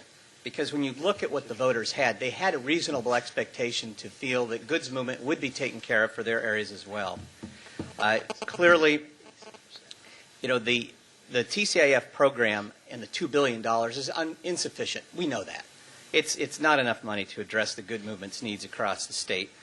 We need to have a balanced investment program that really will address the growing congestion that we have in our busiest freight corridors while also meeting the needs of California's economy. Future dollars, which is something else referenced earlier, really is a responsible method and a responsible plan, and I applaud staff for moving in that direction. As we look at the fact that in the future we know that as Safe-T-Lou, the successor to Safe-T-Lou and federal dollars will be coming. What makes more sense than to take, if you've got $2 billion that you know you're going to have and you've got $3 billion in needs, to take that next billion that comes from the federal government and apply it on a shared basis, which is exactly what the recommendation is. That's a smart way to plan. That's a way that we work as one California, as opposed to this silo wanting this much and that silo wanting that much. That kind of planning in California doesn't work. We need to do what we can to work as one state and do what we can to take care of our state every way that we possibly can. As we move past today's action, I'd really like to urge you as a commission that we work together as one. When you look at the law that actually, I believe, is what you're following here, the Senate bill itself specifically states what the criteria are. You are following that law. I won't read it chapter and verse, but it's right in there. It's been signed by the governor. Senate Bill 1186 clearly spells out the process to follow. The process that CTC staff is recommending is following the law that's on the books right now. And I think that's what's important, not what we might be hearing to the contrary. The other thing I want to just share with you is the thing that we also ought to do is work collectively as a state in Washington, D.C. to do what we can to get back for California dollars that we pay in taxes that are going to Washington and not coming back to our state. When we see that 67% of the freight, just for example, that's coming in at L.A. Long Beach, is leaving the state, we also ought to look, as Chairman Gilmetti talked about, and that's a container fee of some type that would actually help pay for that infrastructure. So I encourage you to support the recommendations that are before you and do what we can that's fair for all of California. And beyond today's action, let's do what we can and let's see what CTC can do to actually move forward on a federal effort to actually bring back dollars from Washington back into our state so we can actually have some of the funds that we desperately need. Thank you so much. Thank you. Any questions? Okay, our next speaker is Dan Wilkins, followed by Assemblymember Jim Bell. Thank you, Mr. Chairman, members of the committee. I am here representing Sylvia Rios, the chairman of the Board of Port Commissioners, and she could not be here today due to out-of-state family travel. Also, just for the record, you can't read my writing there. I'm the executive vice president of the port. My boss, Bruce Hollingsworth, would be very surprised to know that I have taken his job. So just for nothing else, job security, I need to get that on the record. The port stands here today with our region, of course, to support your staff's recommendation, and I won't belabor that point in the interest of time. I do think there are a couple of points that I would like to make that Ms. Rios would like to convey to you. There's been talk of fairness here, and of course there are communities adjacent to our port, and while our port here is not as large as the ports of Long Beach and Los Angeles, those citizens deserve justice as well. And there are impacts from goods movements in the communities of Barrio Logan and the communities of National City. And I don't think it would be anyone suggesting by any speaker that any citizen who's impacted negatively does not deserve to have some remedy placed before them. And that is in essence what our port projects are, is a way to reroute truck traffic from what are essentially street arterials directly onto freeways and move that traffic away from neighborhoods, schools, and other places. Some speaker mentioned that about school children not being able to cross certain streets. That's the fact. in Barrio Logan with regard to the truck traffic coming out of the port. We've worked for 6 years with Sandag, with the City of San Diego, and the cities approximating the port to speak to these issues, and this day is before us, and we're very excited and very encouraged by what is before you today. In addition to which, I would point out that you have various support letters, I am told, from various members of the San Diego delegation. It's not up to me to point that out to you, but I do point it out for obvious reasons. There's an additional benefit that may not directly bear to this, but just, if you will, bayward of I-5 in San Diego is a large contingent of employment, not all on the port. They are contained in something called the Working Waterfront Coalition of San Diego, which is a coalition of businesses that have come together along with some other interested groups, environmental groups in San Diego, the AFL-CIO and other labor organizations. And that group is overwhelmingly in favor of our port projects, and we look forward to rapidly implementing them. We get that you want to move quickly. We believe we can with that support that I just evidenced to you. Finally, another side benefit is part of the area that I just referenced to the bayward of I-5 is populated by the United States Navy. The United States Navy is a partner with Sandag and the port in these projects, and they are proposing to utilize non-federal match dollars to help the implementation of one of these, if not two of these projects. And these talks are ongoing, and we'll have more details on that in the future. Finally, on behalf of Chairman Rios, I thank you for your attention, and we urge you to consider your staff's recommendation and the good work done by the Secretary, whom we thank on the behalf of our agency and Mr. Klimpting. Thank you. Thank you very much. Any questions? Okay, our next speaker is Assemblymember Jim Bell, followed by Teresa McMillan.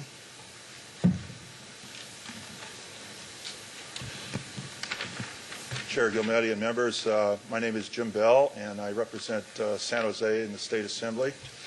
And I'm here speaking on behalf of the Northern California Trade Strategy Organization in terms of the TCIF funds. And generally, we support the staff recommendations, and I have some comments. The trade policy of California should be integrated with the transportation trade system.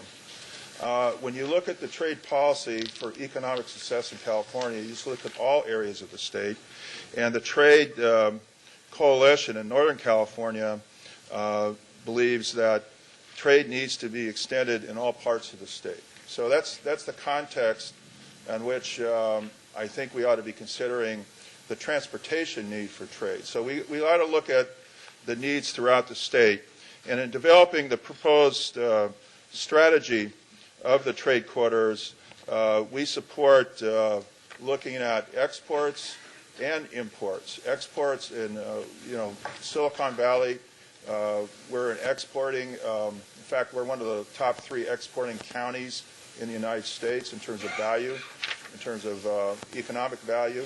And we look at the trade system in terms of both trade, exports, and imports throughout the world, but also throughout the United States of America, because we are actually in trade competing against other parts of the country.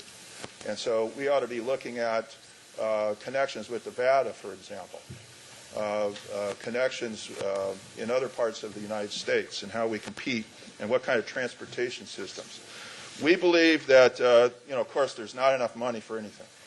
Getting to that, I know that looking at the staff recommendation, it tries to achieve a more of a balanced approach, and we support that. We think that the additional $500 million augmentation is a good idea. We're not going to make everybody whole on this. Nobody's going to be totally happy.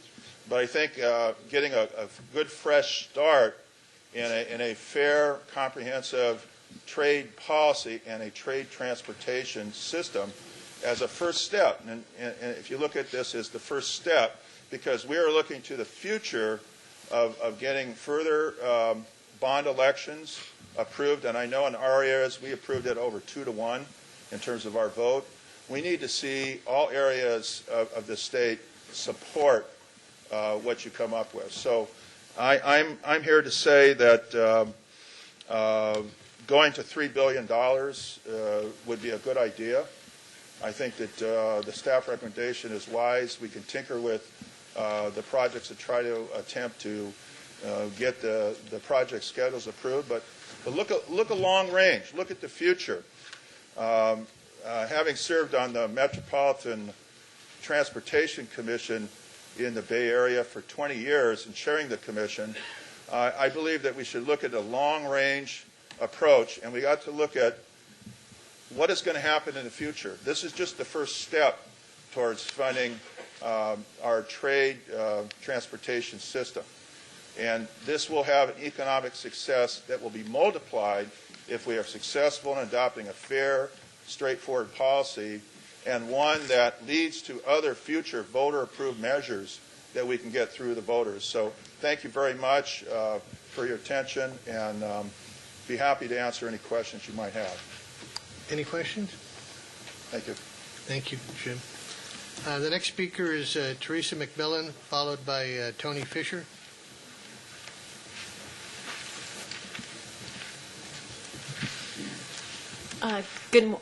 Let's see. Good afternoon, Commissioners. I was going to say good morning, but it looks like we've been at this for a while, so I'll try to keep my comments brief.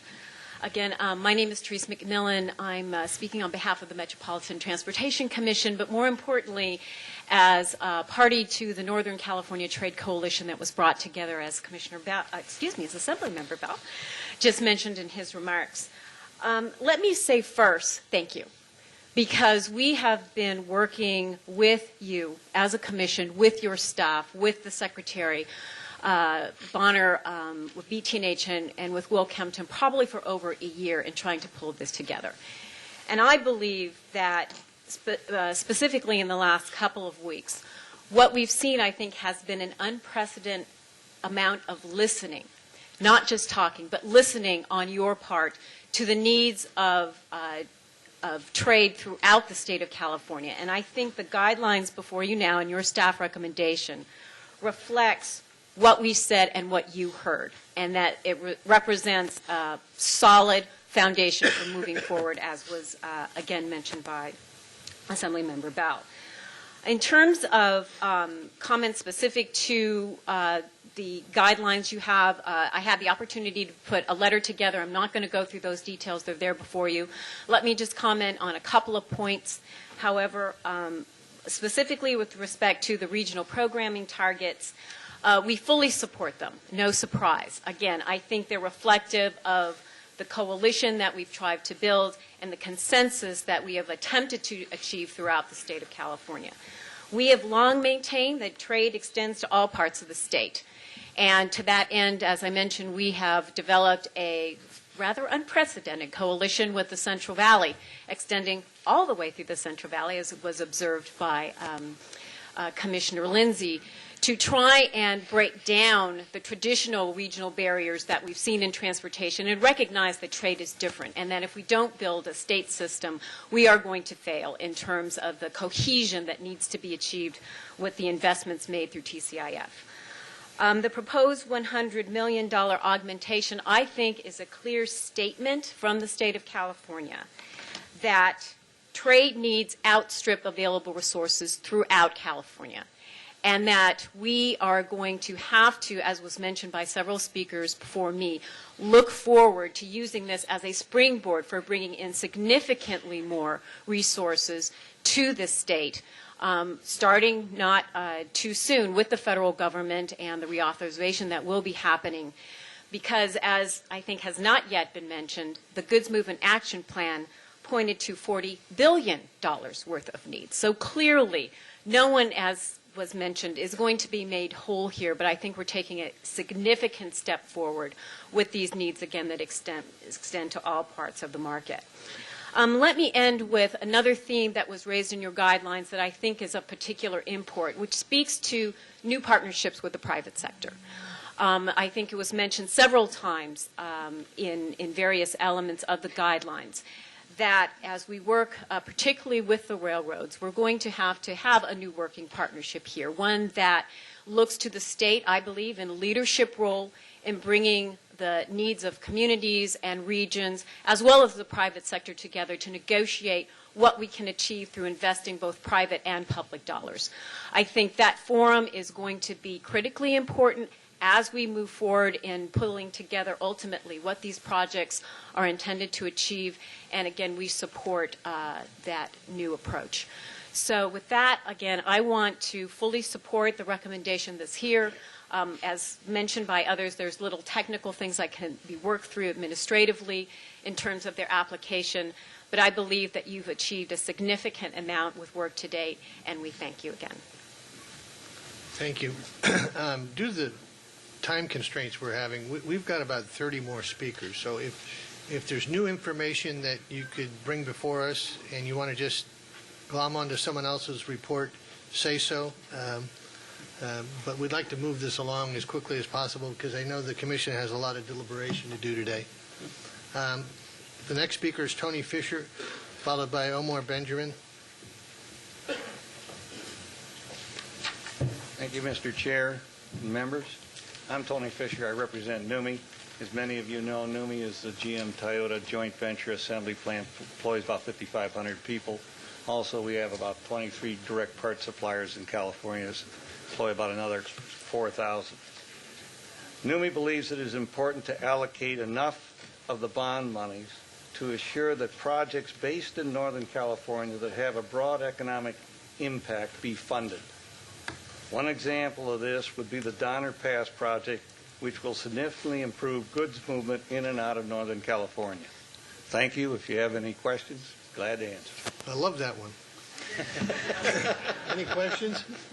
Thank you. Our next speaker, and I know he officially is the Executive Director of the Port of Oakland, Omar Benjamin, followed by Mike McKeever. Good afternoon, Chairman Gilmetti, members of the Commission. We want to thank you for your leadership along with Executive Director Barna, Caltrans Director Will Kimpton, and Dale Bonner for your leadership, creativity, and in particular your objectivity in trying to come up with a program that addresses not just our needs but the state's needs. I think you know our port, and for every positive and negative impact in the other regions, we have our fair share. We're a member of the goods movement community.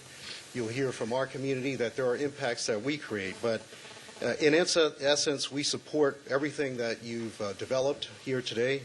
In particular, we're supportive of the intent to tie the investment of public funding to public benefit as demonstrated through a public-private benefit assessments for all modes of goods movement.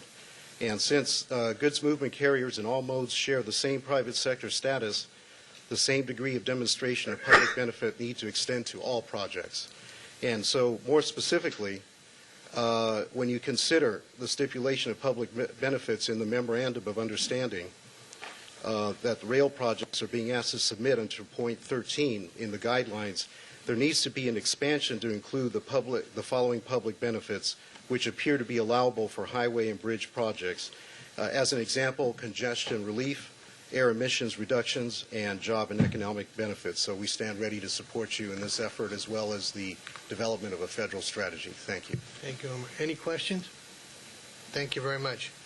Next speaker is Mike McKeever, followed by Dana Cowell. Chair Gilmetti, members of the Commission, my name is Mike McKeever. I'm the Executive Director of the Sacramento Area Council of Governments, SACOG. I'm here as a member of the Northern California Coalition in support of the staff recommendation. I have to say that I'm a little bit surprised to be here when the Secretary, following the request of the Commission, convened a group of us last week for 2 days to try to hammer out something that would work for the entire state. I did not have high hopes that it would work, and I was amazed at what came out of those 2 days. I think it was an excellent piece of work. I know that you're deep into the numbers game. I've got my own way of looking at those numbers, but in the interest of time, I'm not going to take you through that. I will just say that if you define a good set of numbers as helping all of the regions in the state to get to success, the proposal in front of you meets that test. And I encourage you to stay the course and stick with it and move ahead with it. Thank you. Thank you very much. Any questions? Thank you. Dana Cowell from the San Joaquin Council of Governments, followed by Tony Boren. Thank you, Mr. Chairman, and Senator Lowenthal, Assemblymember Nava, and Secretary Bonner. It's good to be with you again today. I'll be brief. We are also a part of the Northern California Coalition. In particular, I'm speaking on behalf of the members from the San Joaquin Valley. We wish to commend and recognize the leadership that's been provided in developing the guidelines that have come forward, particularly the regional allocation approach that's identified in the guidelines. Particularly wish to extend our appreciation to Secretary Bonner, to Will Kempton, and to your Executive Director of this Commission for crafting that effort. We believe that it recognizes the work that's been going on amongst the corridors and the corridor coalitions that have been coming together for over a year now, and we stand ready to move forward with this effort. In regards to the proposal that would include reaching forward towards a $3 billion total, including funds that could be considered for the next federal reauthorization, we think that that sends a positive signal to the federal government. It indicates that we've got our act together and we're ready to go.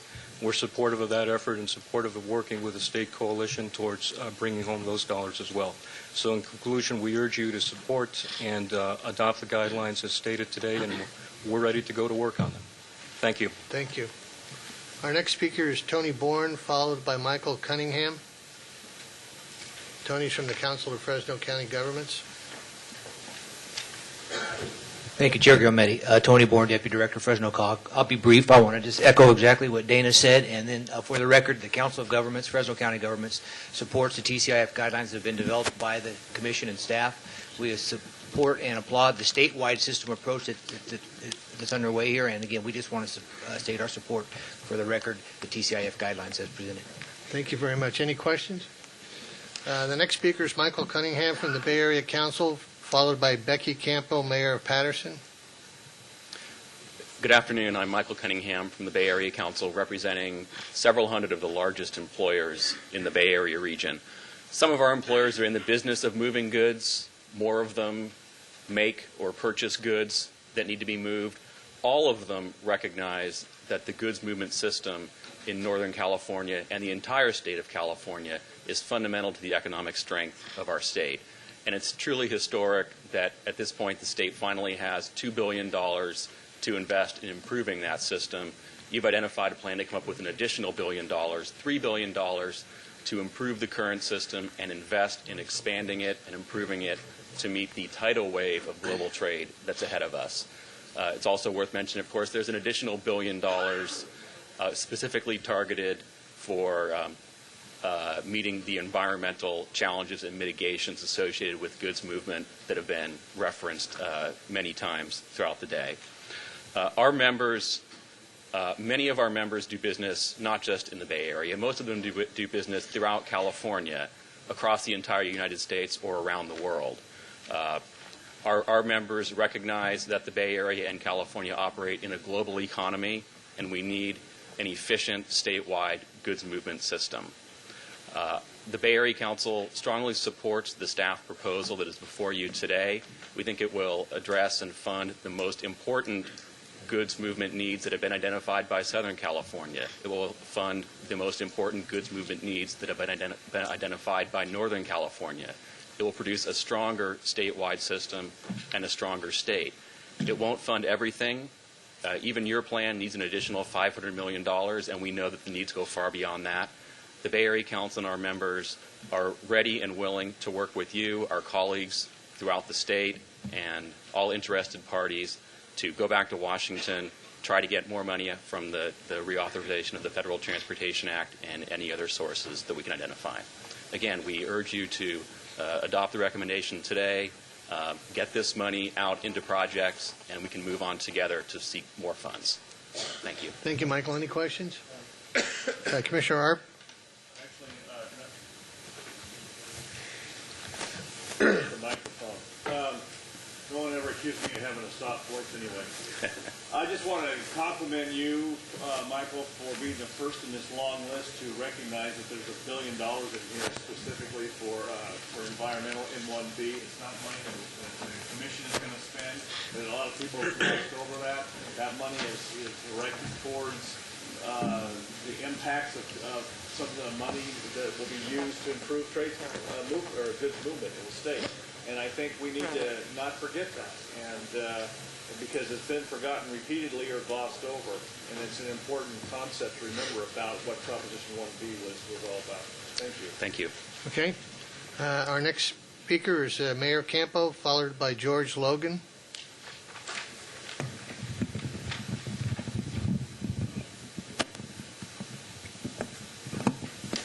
Mr. Chair, members of the Commission, thank you for the opportunity of speaking in front of you today.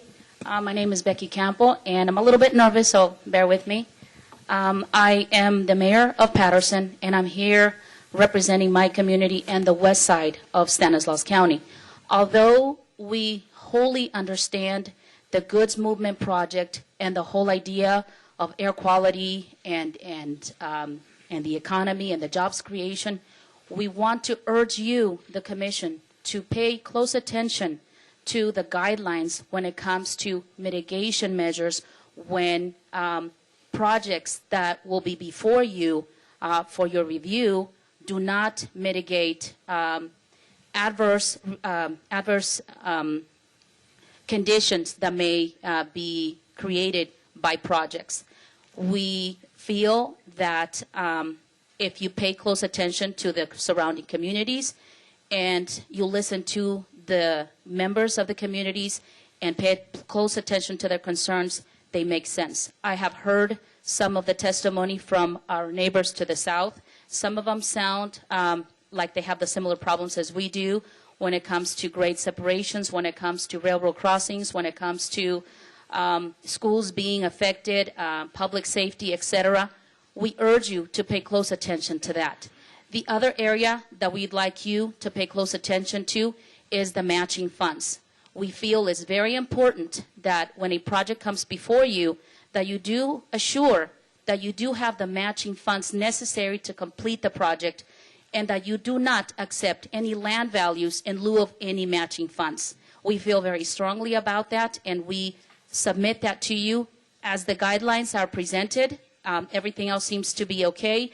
As a member of StanCog, we are on board with the Goods Movement Project, and we want to be players along with that. We want to go ahead and be partners in the job creations project in the entire state of California. Again, we emphasize these two items that are really vital to the community that I represent, and I thank you for your time. Thank you. Our next speaker is George Logan, followed by Bob Ham. Thank you, Mr. Chairman, members of the Commission. I'm the City Attorney, City of Patterson. I'd like to follow Mayor Campo's suggestions with just a couple of comments.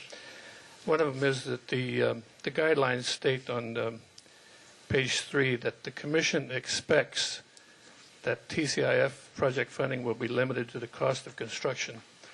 That's kind of a fuzzy guideline, and I think what maybe we're going after there is excluding land costs, but it would be nice to say so. Just say that land costs are not eligible for funding, and then go on to say that land costs will not be considered matching funds, because why should they be? If land is not eligible for funding, why should land costs be considered matching funds? And also this business of mitigation. Patterson is a small community, has a relatively unused railroad running through it, separates it from east to west, and there's a project called the Crow's Landing Project that would heavily impact that railroad and would isolate all of our safety services on the west side of the city and be not available to the east side. So we ask that there be a guideline that land costs will not be eligible for funding or used as matching funds, and that that there should be mitigation for any harm caused to a community by rail traffic. Thank you. Thank you. Any questions? Our next speaker is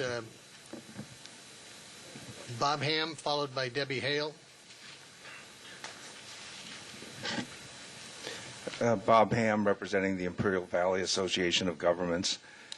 We're in the category of other corridors, and I should point out that Imperial County is also in the southern part of the state, as Commissioner Lindsay pointed out earlier. And I'd like to also remind the body that goods movement, as Commissioner Lindsay said, does not all originate at ports. Ports of entry are important, as Mayor Sanders mentioned. We are the other port of entry for goods movement. We're also a major agricultural area, and that comprises goods movement as well. This is goods movement that provides jobs in the poorest county of the state and moves it to feed the state and the nation. And interestingly enough, we're now faced with a new goods movement, and that's going to be from 80 cities in Los Angeles want to send 200 trucks a day of garbage to a new landfill until the railroad's open. So goods movement comes in many, many forms, and Los Angeles has other sources besides the port of goods movement, and so I would like to once again support what I think is a very equitable plan. Thank you. Thank you. Any questions? Trashy comment. Our next speaker is Debbie Hale, followed by Juan Acosta.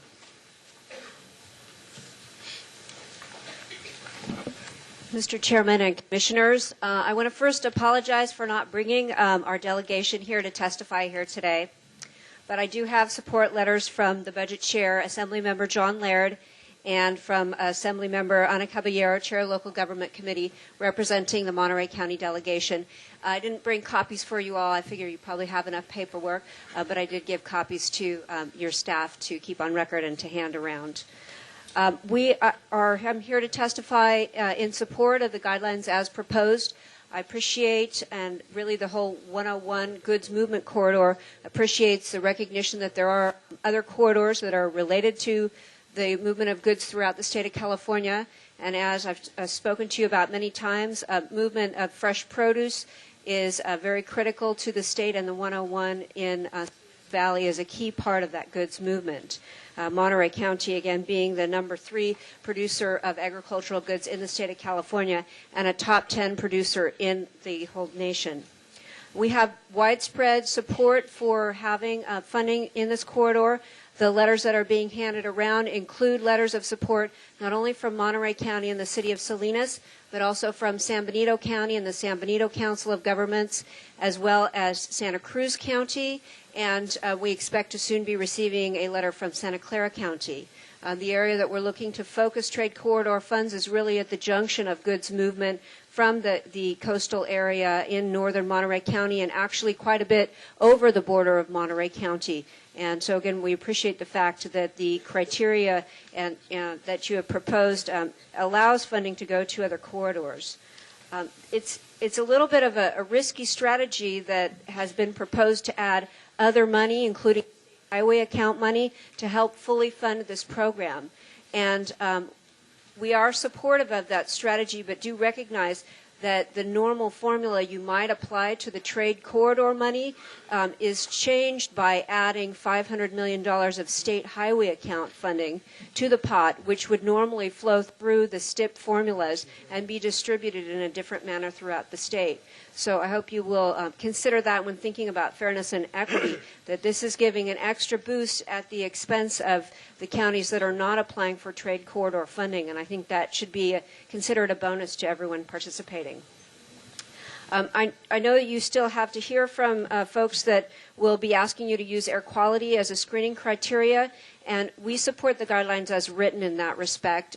We understand that air quality has its own separate pot of funding, and for areas that happen to already achieve air quality standards, we would not like to have that set as a screening criteria that would then rule out valuable goods movement projects that may not have the same level of benefit, although we certainly welcome to use that as part of the factors that are considered. And then finally, I just want to appreciate the economic criteria that's taken into account in the scoring. Exports are an important part of the economy, and our county does a great deal to help boost the export capacity for our state, as opposed to goods that are just flowing through. The entire US 101 corridor is part of a plan that we've worked on that has past improvements that have already been constructed, present improvements that are currently fully funded in the STIP, and we hope will continue to move forward. And this trade corridor funding will help contribute towards improvements for future projects in the 101 corridor, such as the US 101 San Juan project that you've heard me speak about and will continue to propose for funding. Thank you very much. Thank you. Any questions? Commissioner Arp? Yes, just a point of clarification. I believe that the $500 million is not spent money. I believe it's mostly shop, it's not all shop money, which would be which is a whole different way of looking at that. Okay, well, thank you for that clarification. I think it'd be helpful if the commissioners speak directly into the microphone. I can't get this thing to work. No, just put it closer to you. Hit it. Press buttons and, it's not working. All right, thanks, By the time Debbie. this day's done, you may be glad that it's not working. All right. Our next speaker is Juan Acosta, followed by Cynthia Marvin. And Cynthia is going to lead off a whole stack of environmental concerns. There's about 18 speakers, I think. So if everyone agrees with everyone and we can shorten it up a little bit, that would be great. Thank you. Juan? Mr. Chairman, Senator Lowenthal, Assemblymember Nava, Secretary Bonner, and members of the Commission, Director Kempton. I want to commend the effort by the CTC to pay careful attention to the statewide aspects of California's goods movement system. Issues such as connectivity are served by that approach, and those are critical elements in the Prop 1B nomenclature. What is critical?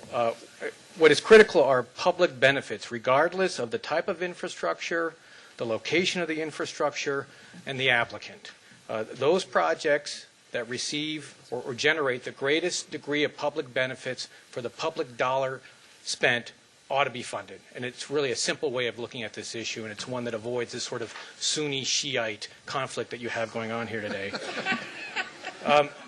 I want to disabuse everyone of one notion here, the notion that there are private infrastructure projects here and public infrastructure projects. Every stick of infrastructure to be built with Prop 1B is private infrastructure. It serves private benefits and private interests. Whether it's, if you take a highway project, you're serving developers who build warehouse facilities, logistics facilities, local employers, shippers who own the freight. You're serving trucking companies who transport that freight. So there are a combination of private and public benefits for each and every piece of infrastructure to be built with Prop 1B. Perhaps one would suggest the difference between some of those projects and the rail projects is that the railroads have openly acknowledged their interest and willingness to cover a significant portion of those public benefits as well as the private benefits. Thank you. Thank you, Juan. Our next speaker is Cynthia Marvin from the California Air Resources Board, followed by Catherine Phillips.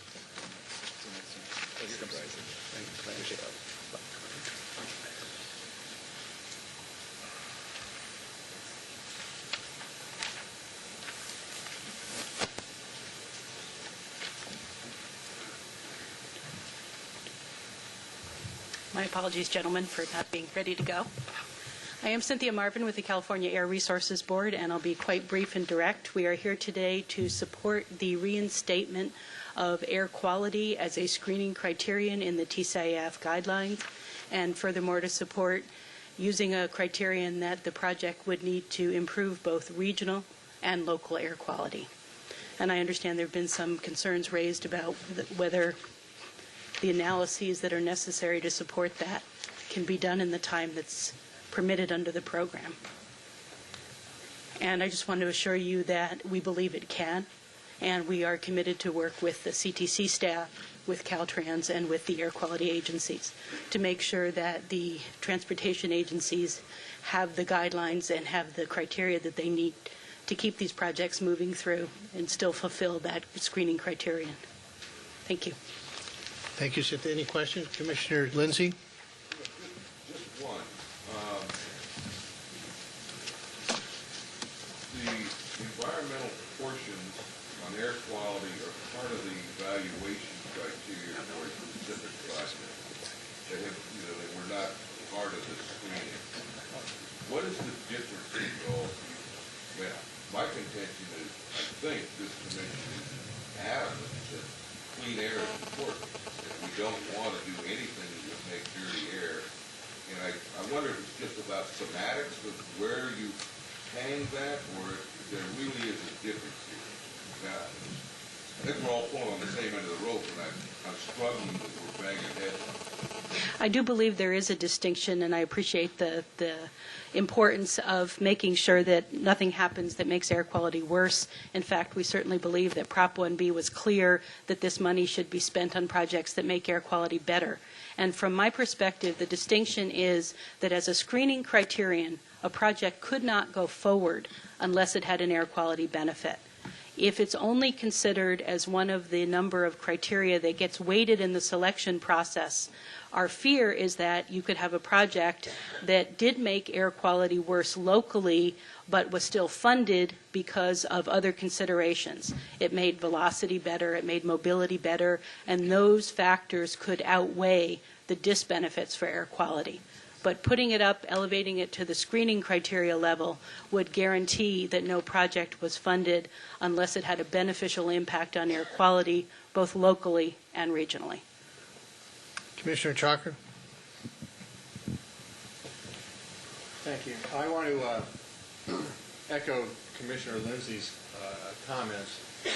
And, I mean, my background in formal education, et cetera, is very scientific and environmentally oriented. My concern with the issue is one that you raised, and that is that this is another potential delay in the process. And I wonder if you could give me some idea of what analysis or what criteria, what factor you look at in terms of deciding for screening, especially with regards to the term local. Can we define what we mean by local? Because I guess I don't want to see something that is so vague and gray that as we go down this process, as projects go down this process, that something that we're not thinking about now or someone is not amplifying now can suddenly be brought up as a delaying tactic in the whole process, which I don't believe is the intent of anybody here. But I just want some clarity, I guess. So I have concerns about that. Without sacrificing air quality, okay? Certainly, and we obviously think you can do both. You can protect air quality and you can keep the program on its time track. The guidelines right now, the draft guidelines, require the project proponent to quantify the air quality benefits at both a regional and a local level. So those draft guidelines would already require the preliminary analyses that you can do on a project that's still early in the design phases. What we're talking about doing over the next few weeks is seeing what we can do to simplify or streamline that localized air quality analysis. What we would propose is that ARB work with the air districts, anyone else who's interested, and CTC and Caltrans staff. One of the concepts that we've talked about is when you look at localized impacts, you're fundamentally talking about diesel particulate matter and what happens to the risk for people who live right near those facilities. So one of the ways that one might simplify this analysis is to restrict it to that one pollutant, look at a certain physical distance from where that project is operating. So we have some ideas like that that we would like to explore with our air quality partners and then come and report back to CTC and be able to propose a simple approach to ensure that the local air quality is protected in your decision-making process. Okay, I would ask that follow-on speakers kind of address this issue of local as well, so that we have a better understanding of this definition, and if there's any difference between what she is saying and what other environmental speakers are going to advocate, we'd certainly like to hear that. Thank you. If I might just clarify, when I talk about local, in my mind, that means the immediate community. Communities are defined in different ways, but what we're really trying to do is make sure that if you live near the freeway already or near the rail yard, that your pollution burden is not going to increase. And we need to define how far out that analysis should go. But certainly if you can protect the people who live nearest the facility, you're going to be protecting the folks who live farther out. Commissioner Lindsay? Let me propose a thought process and tell me if, because I struggle with what we're saying a little bit. I mean, I want to look at a regional thought process, and just for argument's sake, the trucks go down Road A, and they're only going 5 miles an hour every day, and it's horrible. No argument. We reroute the truck to go down Road B, and it gets to go 30 miles an hour. On a regional base, we did a lot of good things for air quality. But on the local base on Road B, you made air quality bad because there wasn't ever a truck on Road B before. Is that what you're saying you don't want to do? What we're saying is that the project proponent would be responsible for making sure that the community around Road B did not experience higher emissions. So if the trucks were rerouted, there could be a proposal that those trucks be cleaner. There could be another mechanism to be cleaning up diesel PM sources. And I think that when you look at most of the transportation projects that are being considered for goods movement, there's a pretty easily demonstrable air quality benefit from a regional perspective, but it's not so clear on a local perspective. And we're just asking you to make sure that all communities get protected and ultimately get the benefit of these investments. I own a trucking company, and I'm struggling a little bit. I just retrofitted all of my fleet to the state-of-the-art stuff, nice stuff, wonderful for air quality. But what you're telling me, if I buy a new truck, I'm really violating your thought process, because that new truck is going to add particulates in my neighborhood, right? Even though I have diminished all of the particulates that I can for my existing fleet, but the addition of one new truck to my company just negated everything we're talking about. I struggle with that.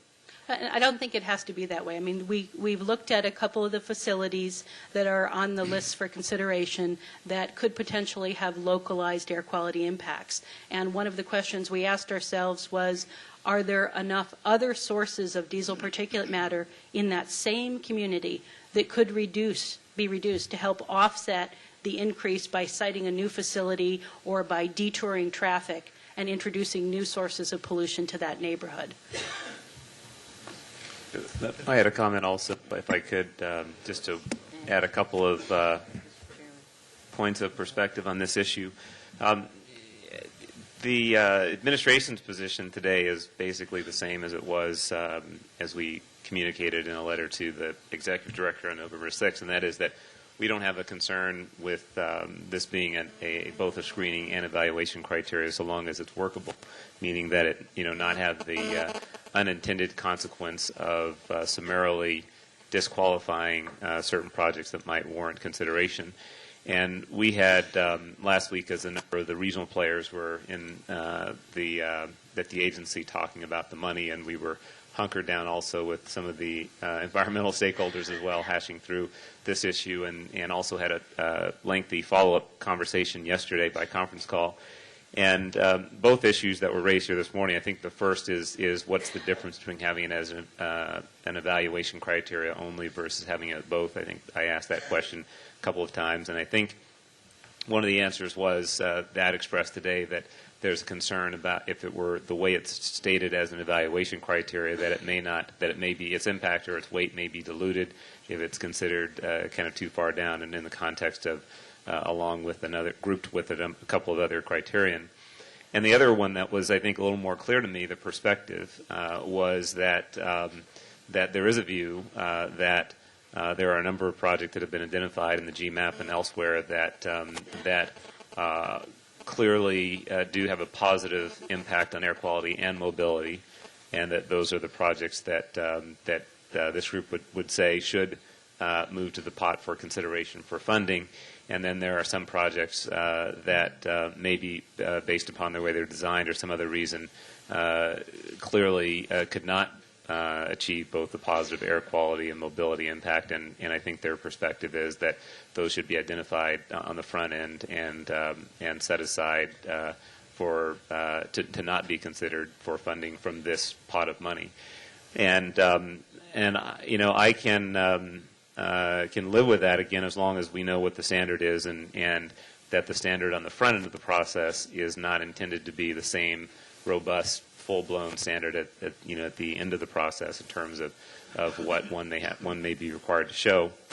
And so we had a number of discussions about the viability of putting the staff of the Commission and Caltrans and the Air Resources Board together to talk about or to bring, back, make it more clear what the standard would be and how we envision it being applied. And just, for example, the question that was raised with regard to localized impacts, if I understand it, I'm sure you'll help amplify or clarify if I'm misrepresenting this. But, the example that was talked about a little bit was a situation where you're adding an additional trackage or rail line close in proximity to a neighborhood or some facility, and that particular track itself may not be, when viewed in isolation, may not have a positive air quality impact.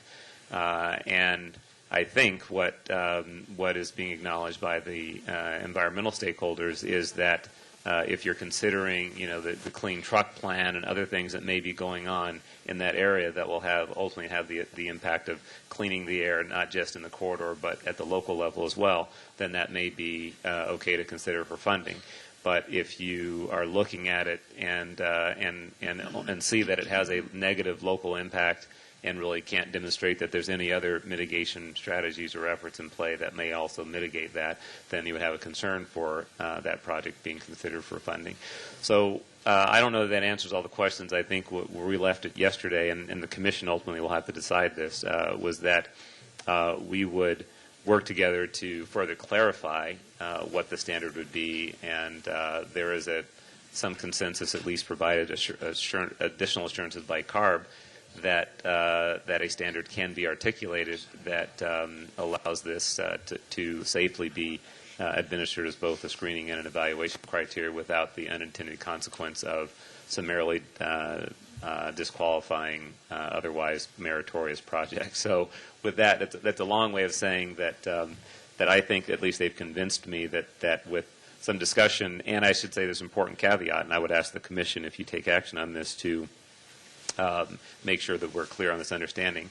I have addressed this issue of the timeline. In other words, that we not have a kind of a new, savvy, sophisticated standard emerge that nobody's really heard of or understands, and then it takes an additional 6 months for anyone to understand what it means. And what I've been told is that that not only can this group, but this group will commit to working on a standard that is sufficiently transparent and practical, that in fact it can be articulated and everyone will understand it, and it won't in fact delay the project nomination process. So that's the point that's most critical to me, is if we have consensus that it can be done in the matter of the next week or so, that we can bring some clarity to this and not delay the nomination process, we're comfortable with it. I need to go to Senator Lowenthal. Senator needs to leave for a hearing. Yeah, I'll be brief. And first, I want to address this one issue on air quality. First, I was disappointed when the Commission acted to remove air quality as a screening factor in the selection criteria. But I'm very heartened to hear Secretary Bonner reconsider that at this moment and say that there is room for developing of a consensus. I think that one of the primary issues in incorporating air quality into the allocation process was, as was pointed out, to be able to address both localized and regional quality concerns, air quality concerns, at the same time as making sure that we don't slow down projects. You know, some projects may have localized benefits or localized impacts and be either beneficial or detrimental to the region, and vice versa. I thought that the process that the Commission staff had previously recommended, which used regional level emissions reductions as a screen and project level emissions as an evaluative criteria by which eligible projects would be compared, was a good way to capture both localized and regional impacts. Ideally, projects would be screened for both local and regional air quality impacts. But I think that we're on the verge of developing some kind of consensus. I want to see this discussion move forward before I leave. And I think that we can find some way of incorporating it both in the selection and in the criteria. I think that's important, and I was very heartened to hear Secretary Bonner say that he too believes that we can bring people together, develop a consensus, not slow down process, and yet attain the kinds of things that the public wanted us to do, and that is to increase mobility and reduce pollution at the same time. So I want to thank you for that. I also want to say, in passing, after all the discussion today, it is real clear to me that we're talking still about a drop in the bucket, and that a container fee or user fees are vital for this, that we put up what we have decided that the state is able to do, but we need other partners in this process. And I strongly encourage people to support a container fee, and I know a very good one that's in the legislature right now, SB 974, that really does take into account the corridor strategies that we've talked about, and says the monies that are raised remain in those corridors. So we're talking about 100% of the money remaining to clean up the air and to help the infrastructure in the areas where they're raised, to fix those impacts. And so I think it's a really natural fit between statewide proposal and also local. And so I strongly encourage support of 974 also. Thank you. Thank you, Senator. Commissioner Ferguson? Most of my concerns have been answered by the Secretary, but I would just like to add, I think it's important to recognize that project delivery and getting our transportation needs both will help clean up the air as well as help the economy. One of the concerns, of course, is that we have some adequacy of measurements, some verification that those measurements are going to be agreed upon. We can go forward with that. And the other, of course, is a definition of community. And we hear that, and it's very difficult if you have a train that's going through several communities, how that's going to be affected. But I think getting back to a question of how we can set definitions that we agree to can go forward. But I think that moving forward as quickly as possible is really the solution to getting our problems resolved. Commissioner Arp? Just so I can get a little bit understanding of this, let me just give us a quick scenario. Let's suppose that the state puts together a deal with the railroad, and for purposes of this discussion, let's say it's the Donner Pass project. It could be any of the other ones that are down in Southern California too, I think.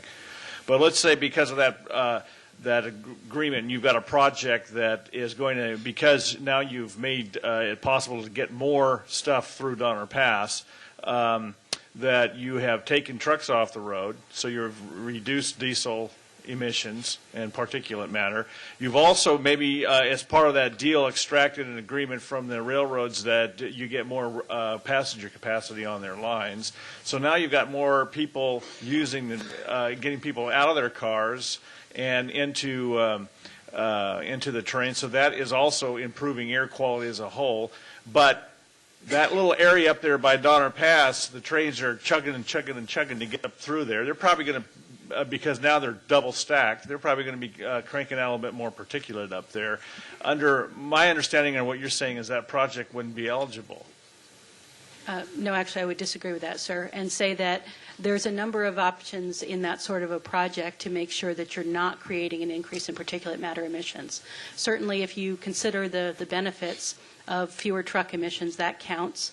To the extent that you are double stacking and there's any efficiency, i.e. the amount of locomotive power that it takes to pull a double stacked train as opposed to multiple trains with single stack cars, there's a benefit there. The railroads would have the option of committing to put cleaner locomotives on that route, so they could clean it up by saying, if we get this double stacking capacity, we will direct the cleaner locomotives. That will be net effect of an air quality benefit compared to bringing more single stacked cars through with an older locomotive. So this is just one example. There's a number of different ways I think that you can address those localized impacts. And it would be our suggestion that the Commission and the methodology be flexible. Just continue to focus on making sure that there's not that net increase in diesel particulate matter emissions locally. So what will be the use of the $1 billion that your organization has stewardship over in terms of trying to improve goods movement? I'm happy to answer that question, since that happens to be a program that I'm responsible for. Well, I'm asking the right person then. We are focusing that on the communities that have the highest air pollution impacts from goods movement right now in all the 4 corridors of the state, and it's our belief that that money is best invested in cleaner technology. So you've got cleaner trucks running, you've got cleaner locomotives, you've got shore-based electrical power for ships instead of running their auxiliary engines. It's really focused on the equipment side, counting on this commission and the transportation agencies to do the corridor, the mobility, the congestion relief improvements with the other pots of money. Commissioner Chalker? They'll be able to consider those factors, because ultimately the answer to your question is the Commission will determine whether or not those mitigation factors are satisfactory. I mean, the Commission will ultimately be deciding which projects make it through the initial screen and which projects get funded.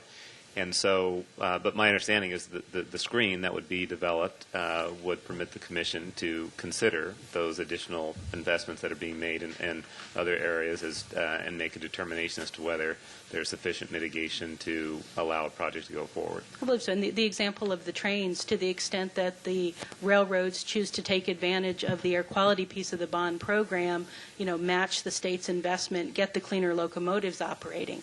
That's one of the mechanisms to help show that that new project, even with the expanded capacity, can still get you a reduction in emissions. I think that's what we're all aiming for.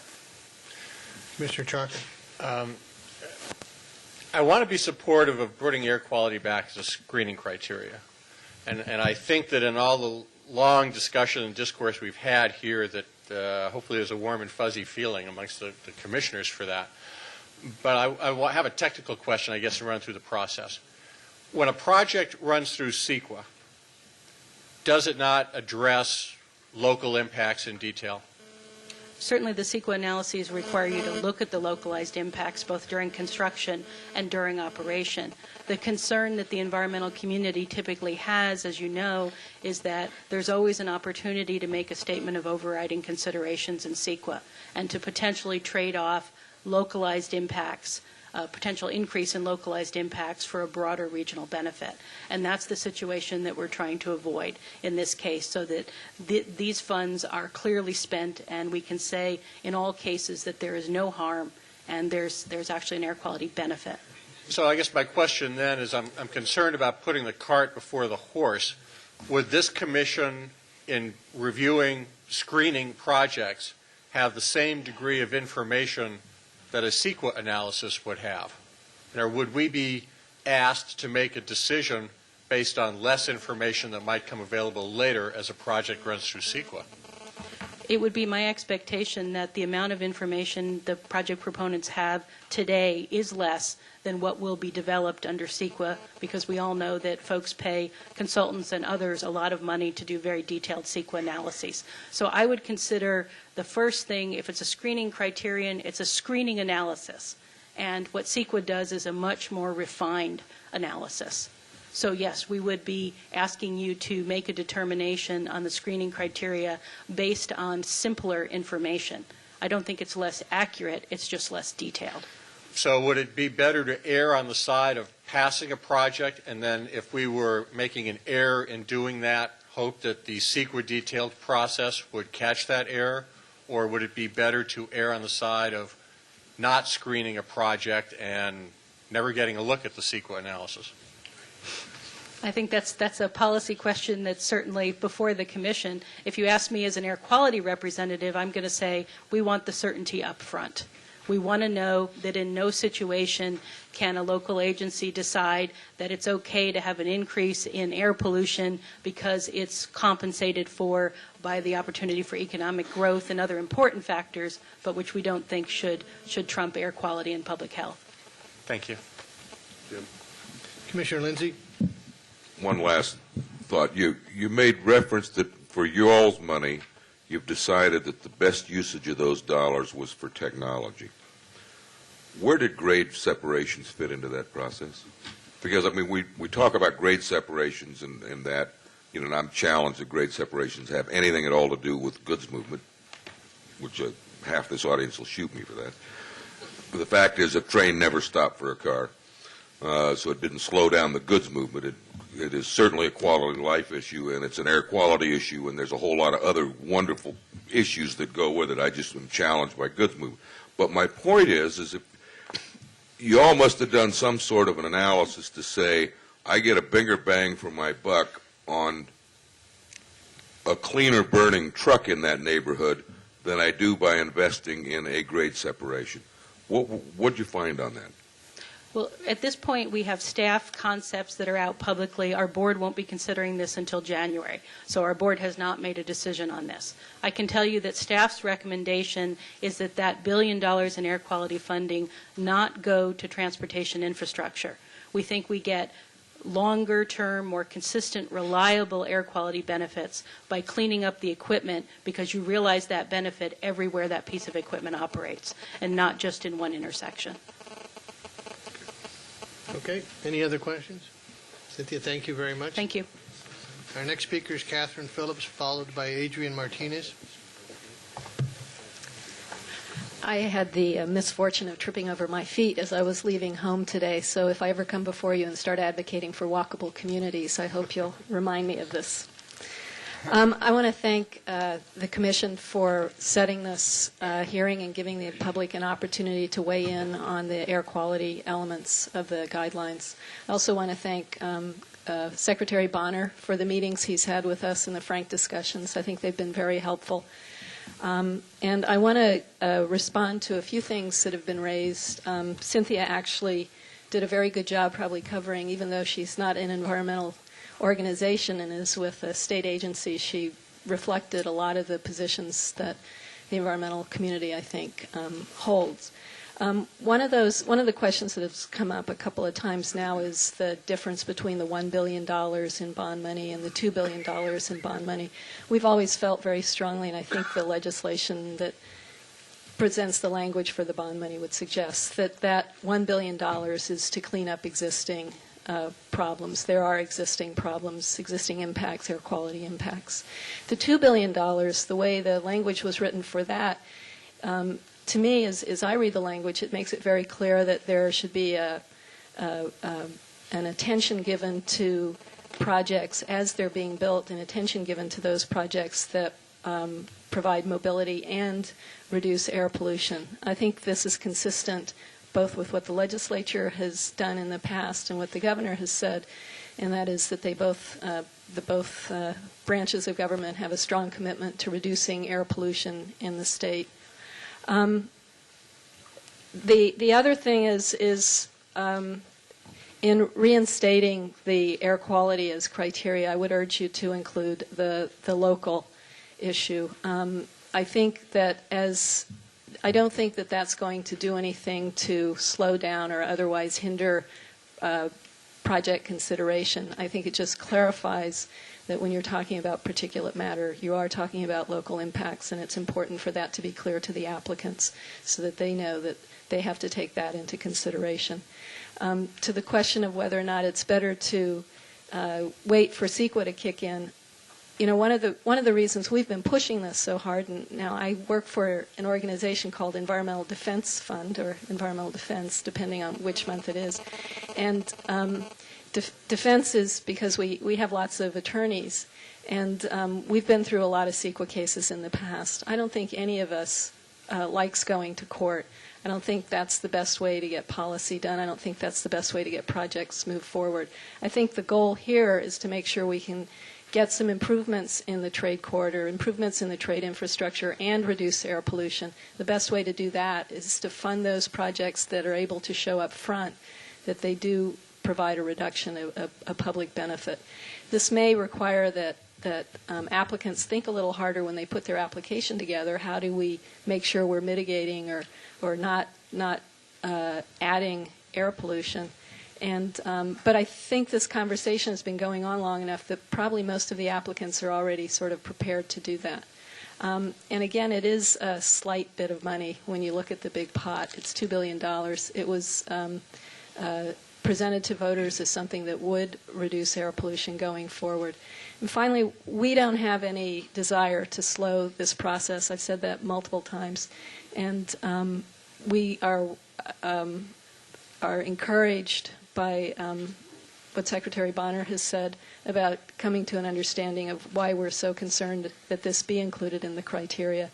And we're committed to doing what we can to be helpful if you require environmentalists as part of some stakeholder group or something to be helpful to ensure that the efforts by the air districts and the Air Resources Board and the CTC working together to come up rapidly with a screening method or an evaluation method that the CTC can use as they look at applicants to make sure that there's some consistency as they evaluate one applicant from the other. We'd be happy to participate.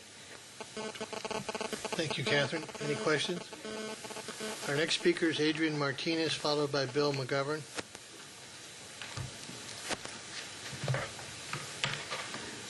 Hello, my name is Adrian Martinez, and I'm here on behalf of the Natural Resources Defense Council. I work in Southern California on air quality issues, and I focus a lot on goods movement, pollution.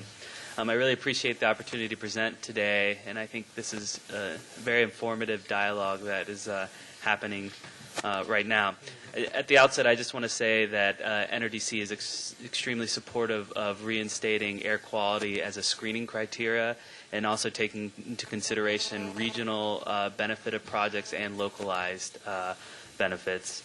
I think, at the outset, just to address some of the issues that were talked about today, I want to echo the thoughts on the $1 billion for air quality. I just want to bring up the stat that it's been estimated that there's a need of approximately $6 to $10 billion to clean up emissions from goods movement. So, as these transportation funds are kind of a drop in the bucket, so are the $1 billion for air quality. That's not to say that NRDC and other organizations aren't appreciative that this money is available, but just to give some perspective on the size of the problem.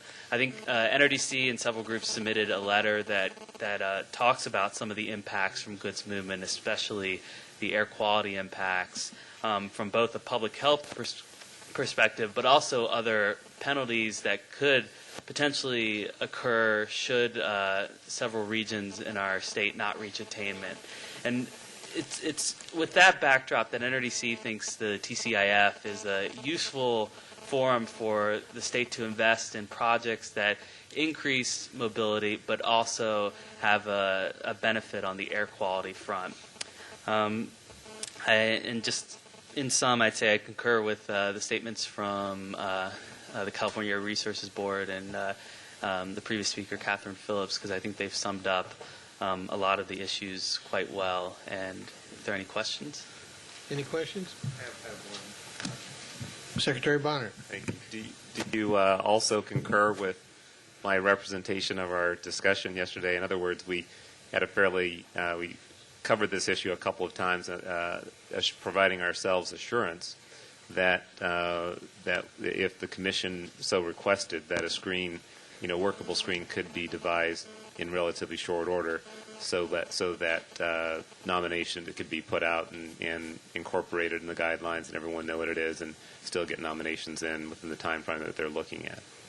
Yeah, I think I definitely agree with that statement, and the statements I've heard today indicate that guidelines could be developed quite expeditiously, and NRDC is completely supportive to providing resources and providing any help that may be needed in providing input on those guidelines. Thank you. Our next speaker is Bill McGovern, followed by Joel Irvis. Good afternoon. I'm Bill McGovern with Sierra Club California. Also today speaking for Coalition for Clean Air. Their representative, Tim Carmichael, had to leave. I am here today to ask you to restore air quality to its rightful place as one of the screening criteria.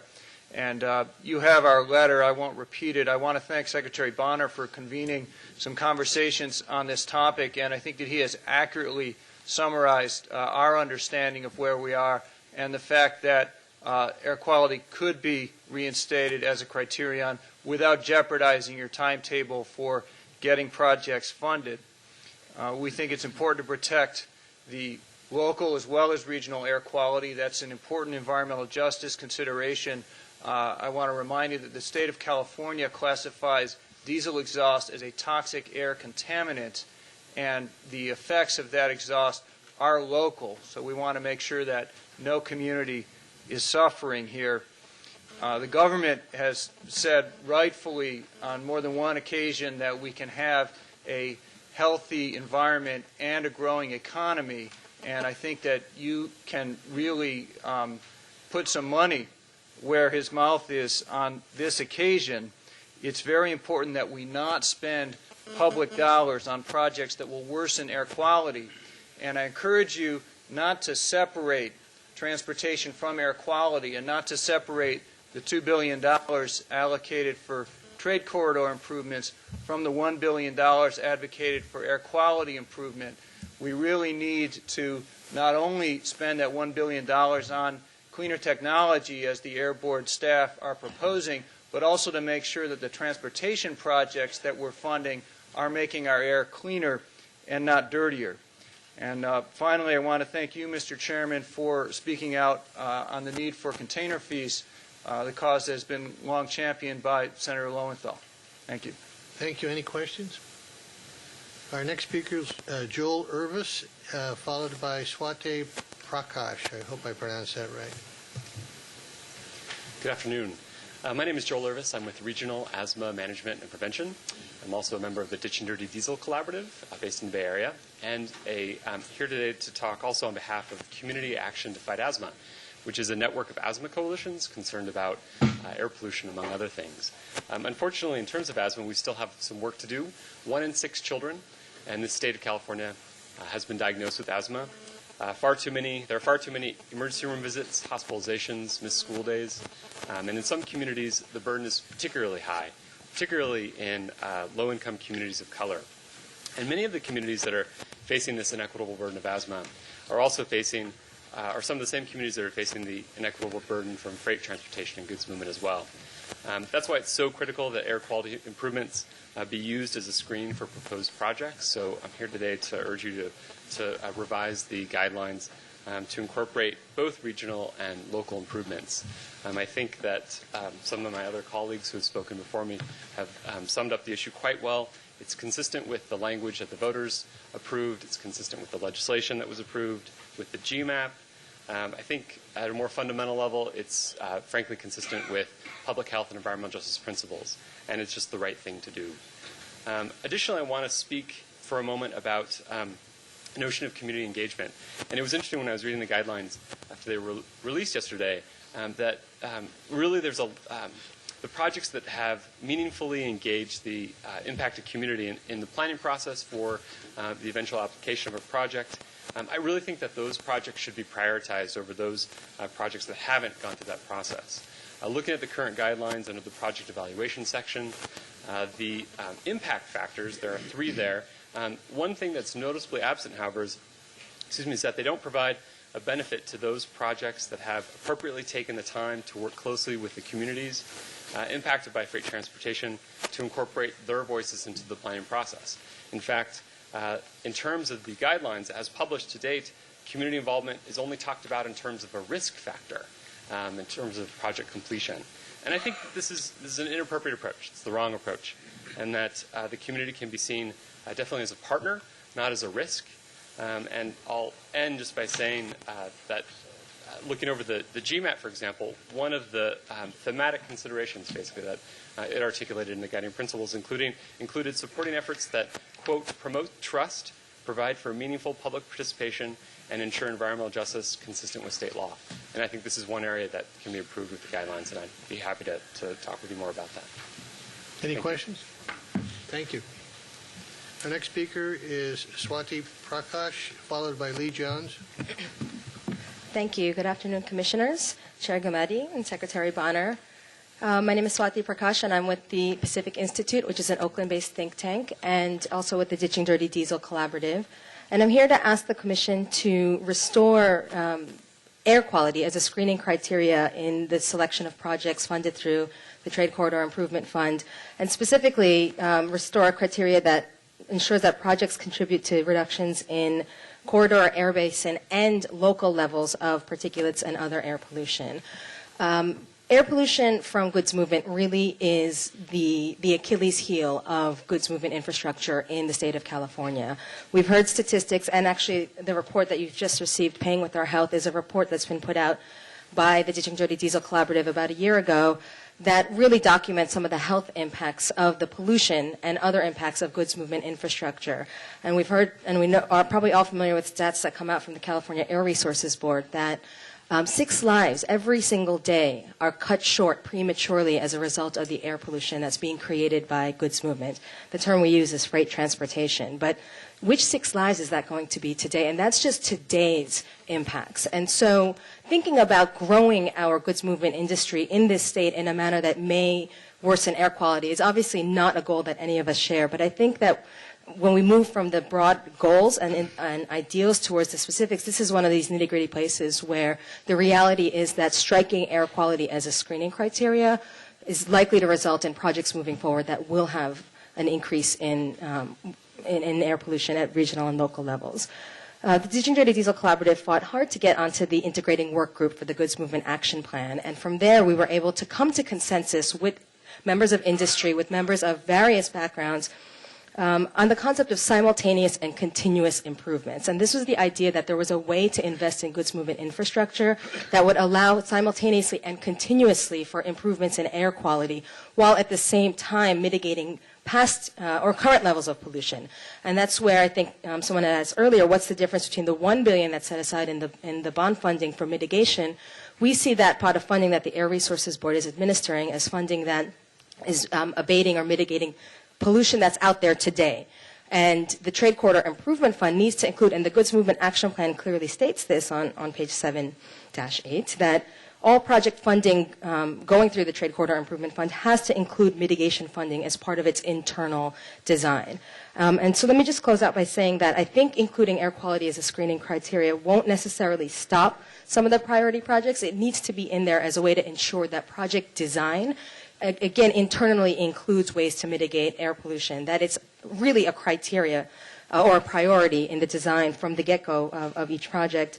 And I just believe that green economic growth is possible. I believe that California is the wave of the future when it comes to growing our economy in a way that doesn't sacrifice the environment. I think that past wisdom has said that in order to grow goods movement infrastructure, we may have to sacrifice air quality and public health as a result of that, but that's okay because we have other benefits. And where we're at, where the Commission is poised, is at a moment where we can make California not only the wave, but the crest of the wave, make freight transportation infrastructure the crest of the wave that says we can pass projects that have passed an air quality screening criteria and have expanded goods movement infrastructure, have created new jobs, and have not sacrificed the health of workers or community residents as a result, because that's what California believes in. That's what the goods movement industry believes in. And here's an opportunity to stand by that and to support the public health needs and the economic growth needs of this state. Thank you. Thank you. Any questions? Our next speaker is Lee Jones, followed by Angela Logan. Thank you, Commissioner, members. And my name is Lee Jones, and I'm here. I hope I can put a face on this air quality in the local community for you. I am from a community of color, and which is considered the North Richmond. I know you guys probably have heard about it because we're in the paper all the time. But what I'm here to talk about is that the reason we need this local air quality in our community because I myself suffer from asthma, my granddaughter suffers from asthma, and in my community, the bulk of the time when children miss out of school is because they have missed out of school because of asthma attacks. And in my community, children go to the emergency 3 to 4 times more than they do in other surrounding communities. And that's why it is so important that we look at this local community air quality, because it does affect us. Why we live, I say, in the belly of the beast. We live between 3 freeways, I-80, 280, and the Richmond Parkway. And not only that, but we also have 3 sets of trains that come throughout. That's Union Pacific, Berlin Northern Santa Fe, and then there's Richmond Pacific. We live right in the middle of all this, as I said, in the belly of the beast. And all of this affects us. And not only does it affect us, but we also notice that when our children graduate from our preschool and go to other schools, that they always come in at a very low, much lower level. Our district, in my community, has one of the lower achievement scores there is in the community. And it has to do because of the pollution and the particular matter that's in the community. We're surrounded by all of these freeways and the particular matter that's affecting the children. It affects their growth. It affects their health. If you notice in my community, we have a group of seniors that's at 1555 3rd Street. They live in that complex down there. They're all walking around with tanks and wheelchairs because they can barely breathe. So we know that with an increase of freight in our community, we know it's going to have a bearing on us. And when it comes to the jobs, well, the job's going to pass right on by us too. But the one thing that's going to affect us, that we are going to be paying with our health, because we are going to become more sicker. That is why it's so important that we look at this local air quality piece in this B1, because we have to have some type of meaning to help remedy that. Because if we are overlooked like we always overlook, we know that we're not going to be able to stop the increase in train, and we know that. But the thing is, we do also know that we're going to increase our health. The bad health in my community is also going to increase. And that's why it's so important that we look at all these things, because it doesn't just affect your health. It affects the schools.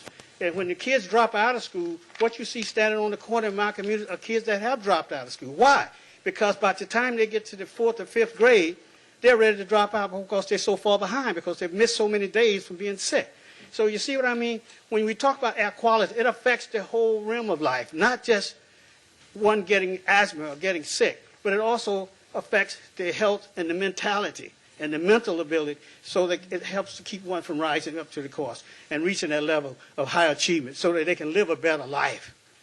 And that's what it's all about, living a better life. So that's why it's so important that this local air quality piece be make sure that it's taking place in our community. And we can't be overlooked. That's why we continue to talk about that all the time.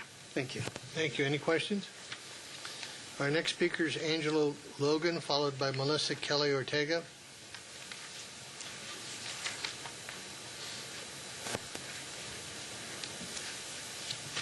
Thank you, Mr. Chair and Commissioners, Secretary Bonner, Mr. Kempton.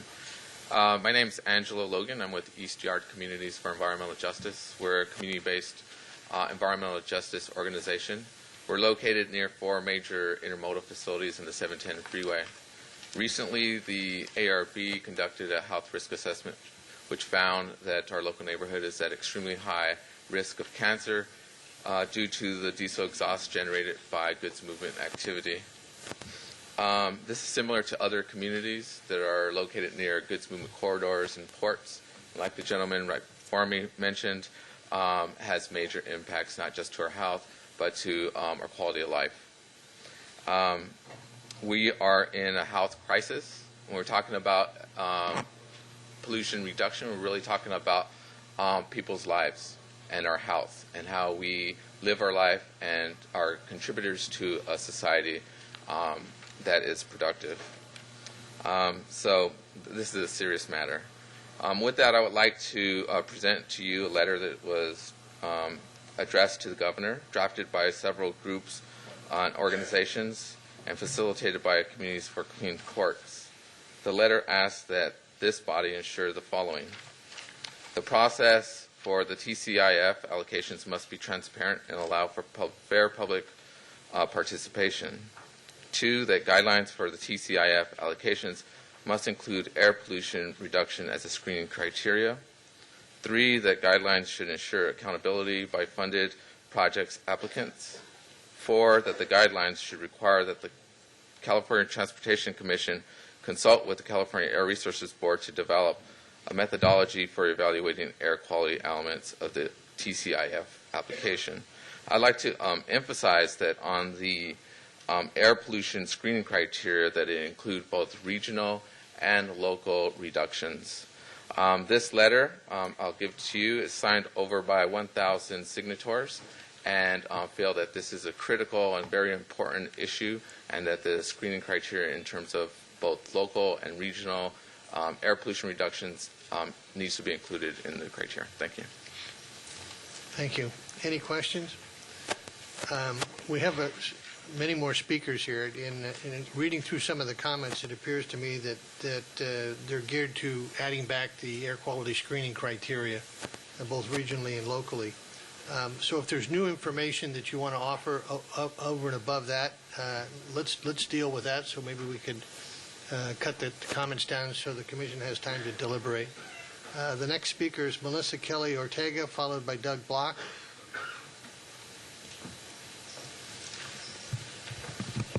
Good afternoon. My name is Melissa Kelly Ortega. I'm from Merced, California, in the San Joaquin Valley.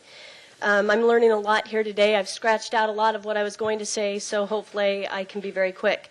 I can only imagine how difficult it must be to allocate $2 billion fairly to the various communities in order to lift the burden of goods movement in all affected areas.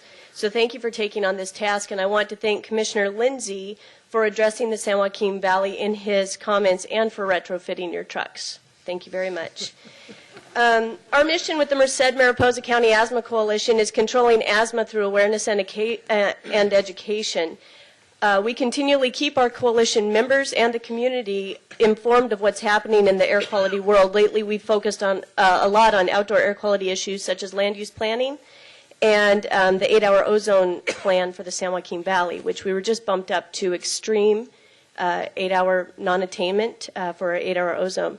We're currently dealing with the outcome of inadequate past planning that did not take air pollution reductions into account, and I believe Executive Director Barna suggested they were past sins. I would suggest we not continue down this path. The San Joaquin Valley has some of the worst air in the nation and 4 times the national asthma rates, with 1 in 5 children diagnosed with asthma and even more children taking asthma medication without the diagnosis. Dirty air is a burden on our communities and our state. Air pollution reductions must be used as a screening criteria when considering which projects to fund with Prop 1B funding. It's imperative at every level we consider future outcomes of the decisions we make today on air quality decisions. And now for some quick local stories. My 11-year-old Ellen takes her asthma medication before she plays soccer, especially now as we move into the PM 2.5 season and competitive soccer season. My 4-year-old Satya takes 2 doses of asthma medication 2 times a day. Without that, she begins coughing uncontrollably and cannot catch her breath. Even though asthma can be genetic, neither parent has asthma. Natasha, a pregnant 29-year-old woman who worked at Merced's Home Depot, died 3 weeks ago from an asthma attack.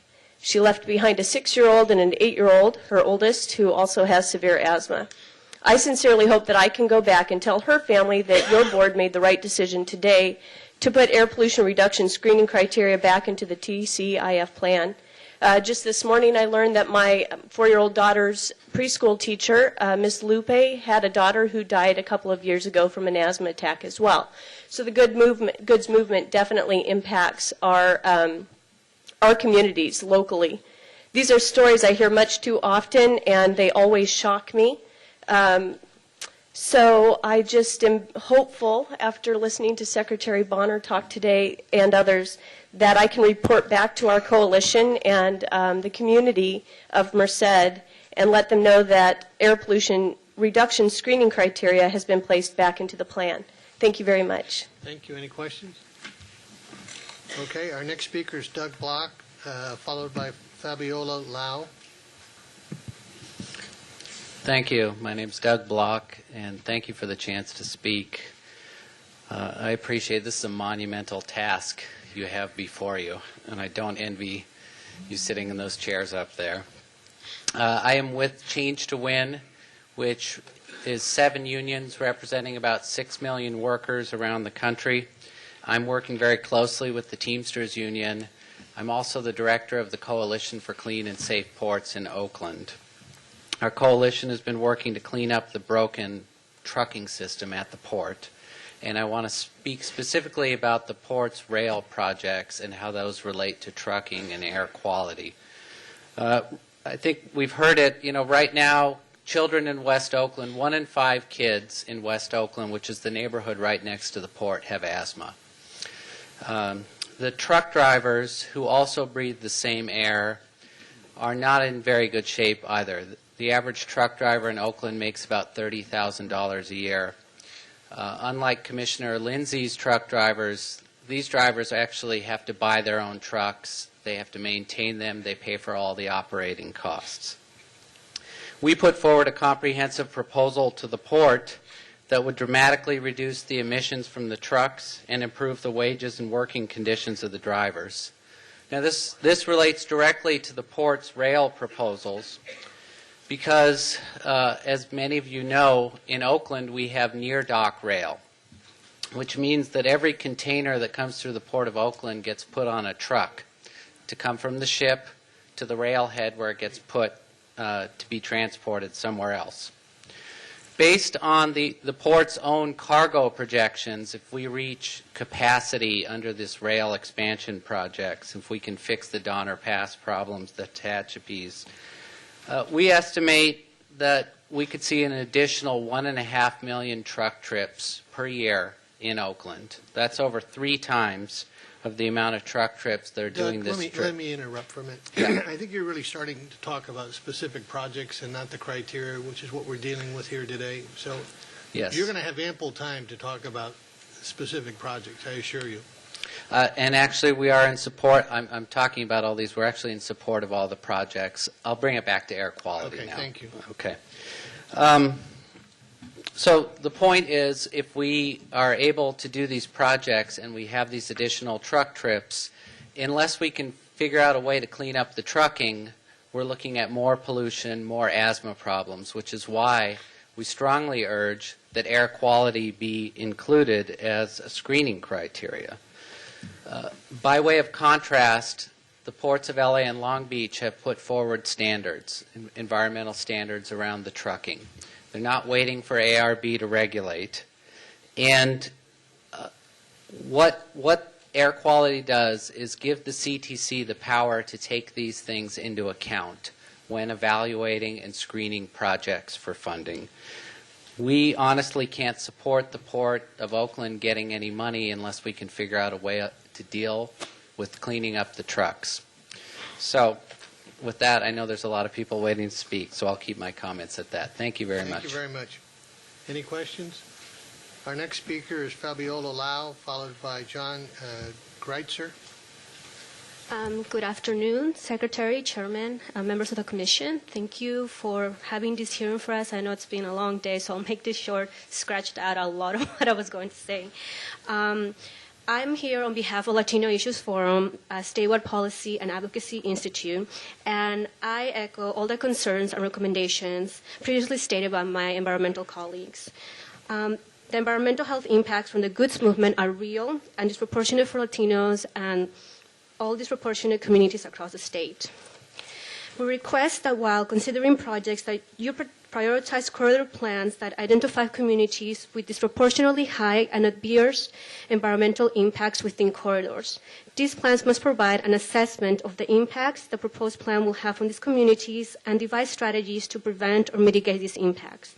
Latino Issues Forum urges you to expand goods movement infrastructure in a manner that will improve air quality and protect public health. And thank you for your time. Thank you. Any questions? Our next speaker is John Greitzer, followed by Frank Gallo. Good afternoon, and thank you. I'm John Greitzer with Contra Costa County. A number of the comments that I was going to make have already been addressed by many others, so I'll be very brief. Our Contra Costa County Board of Supervisors and its Transportation Committee strongly believes in the importance of the air quality and emissions issue, so we urge you, like others, to give that the strongest possible concern. I think the approach outlined by Secretary Bonner sounds very promising, and we would urge the Commission to follow that type of approach. We also believe that the program guidelines should have some provision to require project sponsors to consult with the local jurisdictions who would be impacted and with the specific neighborhoods who would be impacted by projects to get their input on what the impacts will be and what the mitigations might be for those impacts. We think neighborhood input is important in that process Port of Oakland staff, in conversations we've had with them, has indicated their willingness to do that, which we appreciate very much. We'd like to see that in the guidelines as well, because we think that applies equally to other parts of the state, as well as Contra Costa County. Finally, we think that the guidelines should require at some point either project sponsors or regional agencies to include the costs of the necessary mitigations as part of the total project costs. I believe that given the deadline for submitting the applications, which I believe is January, if I'm not mistaken, that some of that information may not yet be available. It may take a while to develop the information on what all the necessary mitigations are and what their cost estimates are. But at some point, that information needs to be reported, because we don't fully understand the cost of a project unless we also understand the cost of mitigating the neighborhood impacts, whether those may be grade separations or anything else. And we would appreciate your consideration of those suggestions. Thank you. Thank you. Any questions? Our next speaker is Frank Gallo, followed by Wafaha Abu-Rashid. Good afternoon, Commissioners. My name is Frank Gallo. I'm with the Ditching Dirty Diesel Collaborative, and my comments center around the proposal to eliminate air quality as a screening criteria. I want you to understand that many in our community view this as a radical departure from administration policy that's been expressed previously, as well as the Goods Movement Action Plan, which has been which followed that. Let me illustrate. And as early as 2005, which is the earliest I could find, during the in a document called the Goods Movement in California Policy Statement, it says that it is the policy of the administration to improve and expand California's goods movement, industry, and infrastructure in a manner which, and then they give a number of bullets. One of those bullets is improve air quality and protect public health. From that to 2007, when the Goods Movement Action Plan was written, we saw that there was a consistency and follow-through from policy to plan. From the Good Movement's Action Plan of 2007, page 1 to 3, we have, I'd like to leave you with this quote, in order to give context to the preliminary candidate actions, one must keep in mind the 5 thematic considerations of the 22 guiding principles. I'm not going to go through all of those, but there's 2 that I wish to bring to your attention. One of those 2 is that to undertake simultaneous and continuous improvement in infrastructure and mitigation. The other point is that the other bullet is to develop partnerships to advance goals. So if you're not going to advance the goal of, by eliminating air quality as a screening criteria, you're not going to advance the goal of, by eliminating the goal of having a clean air by eliminating air quality as a screening process. Excuse me. So, also, I'd like to remind you of your charge in that same document. At a later point, it says that through Caltrans, Business, Transportation, and Housing will report on the status of emission reductions achieved through infrastructure projects using the air quality analysis prepared for compliance with CEQA as the reference point. So my question is, how can this body achieve this task without using air quality as a screening criteria? The screening, air quality screening, would be a useful objective tool that could lead to equitable decisions throughout the state. And lastly, I wish to say that I support all the comments made in regard to the local component. It's very critical to our communities that are affected by goods movement. Thank you. Any questions? Yeah, Commissioner Lindsay? One, you're with this Ditching Dirty Diesel Collaborative thing, right? Yes, I am. A question for you. As I read this here in the last 20 minutes or so, 2 things really struck my fancy, and maybe you have an answer. You quote the volume of freight by different categories and the profits made by, shippers and railroad companies and a lot of different entities, air cargo haulers, and I guess with the suggestion that they make a lot of money and they could help in the air quality issue. I don't have a child, whatever that is. But what I noticed is absent is trucking companies. with the exception of the FedExes and the UPSs, which are air freight companies, there is no trucking company listed. However, all of your efforts to clean up diesel come on the backs of trucking companies, right? And so either they didn't make any money, so they didn't fit in your report, or there's a disconnect. And then the other piece that is fascinating to me is if we're going to quote air freight folks, the FedExes and UPSs, but yet we don't talk about airports in this goods movement strategy at all. That's pretty bizarre to me. I can only answer a part of that. I'd defer the other part about the detailed figures that you're talking about with Swati. I can answer that. When we did the Goods Movement Action Plan, I was a member. Airports were excluded from the process. That's the answer. Well, then why would you put in UPS and FedEx in this document? Because they're in this. Because they're impacted on and our neighborhoods. Okay. That'll work. If I can, that was part of the component I was going to answer in regard to air cargo. Throughout the public meetings that we had the opportunity to attend, specifically in Oakland, during when the policy was being developed, we brought that out as a major criticism. The air cargo was not included in this. They have major impacts on our community. Some of the cargo planes are an older generation of plane. Not only are they noisy, but they pollute more. They idle for a long time. It really affects the quality of life and health of our communities, and they're totally absent from this discussion. Whenever there's an opportunity to bring it before our elected officials, before the decision makers, we have consistently done that. We've attended conferences in Los Angeles on faster freight and clean air. We've spoken with industry, and we think it's a vital component that's being eliminated. And to address the commissioner's concern about export, it was another speaker talked about the contributions of our export from California, specifically the high dollar, low volume. That's exactly it. That's part of it, and that's totally absent from this discussion. We've talked with Senator Lowenthal as well. We've had discussions with that, but we can't seem to get traction on it. We would like to see that included. Thank you.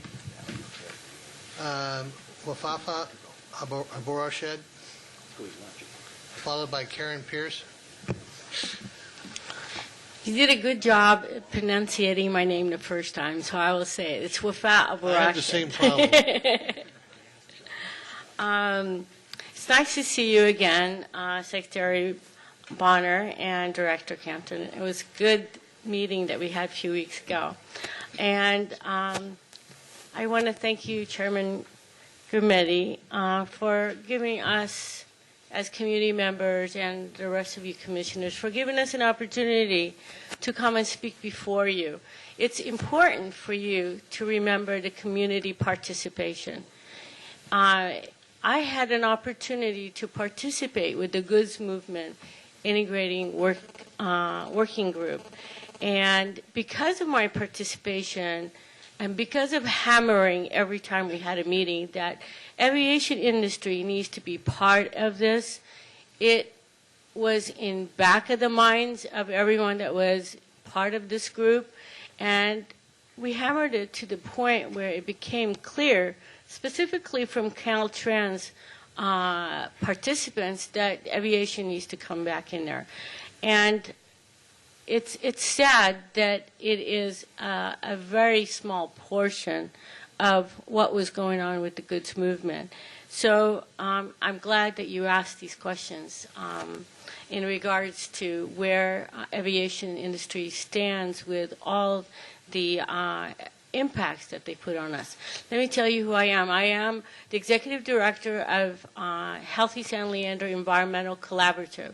I'm a member of Ditch and Dirty Diesel and have participated in the last few years only because I felt like no one knows where San Leandro is, and I just thought, I'm going to put San Leandro on the map just to let you know where we are geographically. We're from the Bay Area. We are downwind from West Oakland. We're crosswind from San Francisco Airport. We have 880 corridor on our east side. We have the airport, Oakland Airport, the railroads on the west side. We have the flight pattern coming in over our community.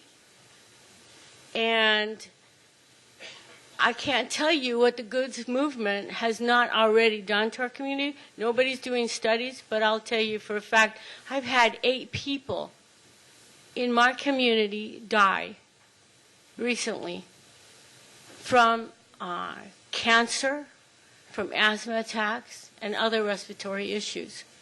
So we don't want to be the next hot spot in the Bay Area for all this health impacts.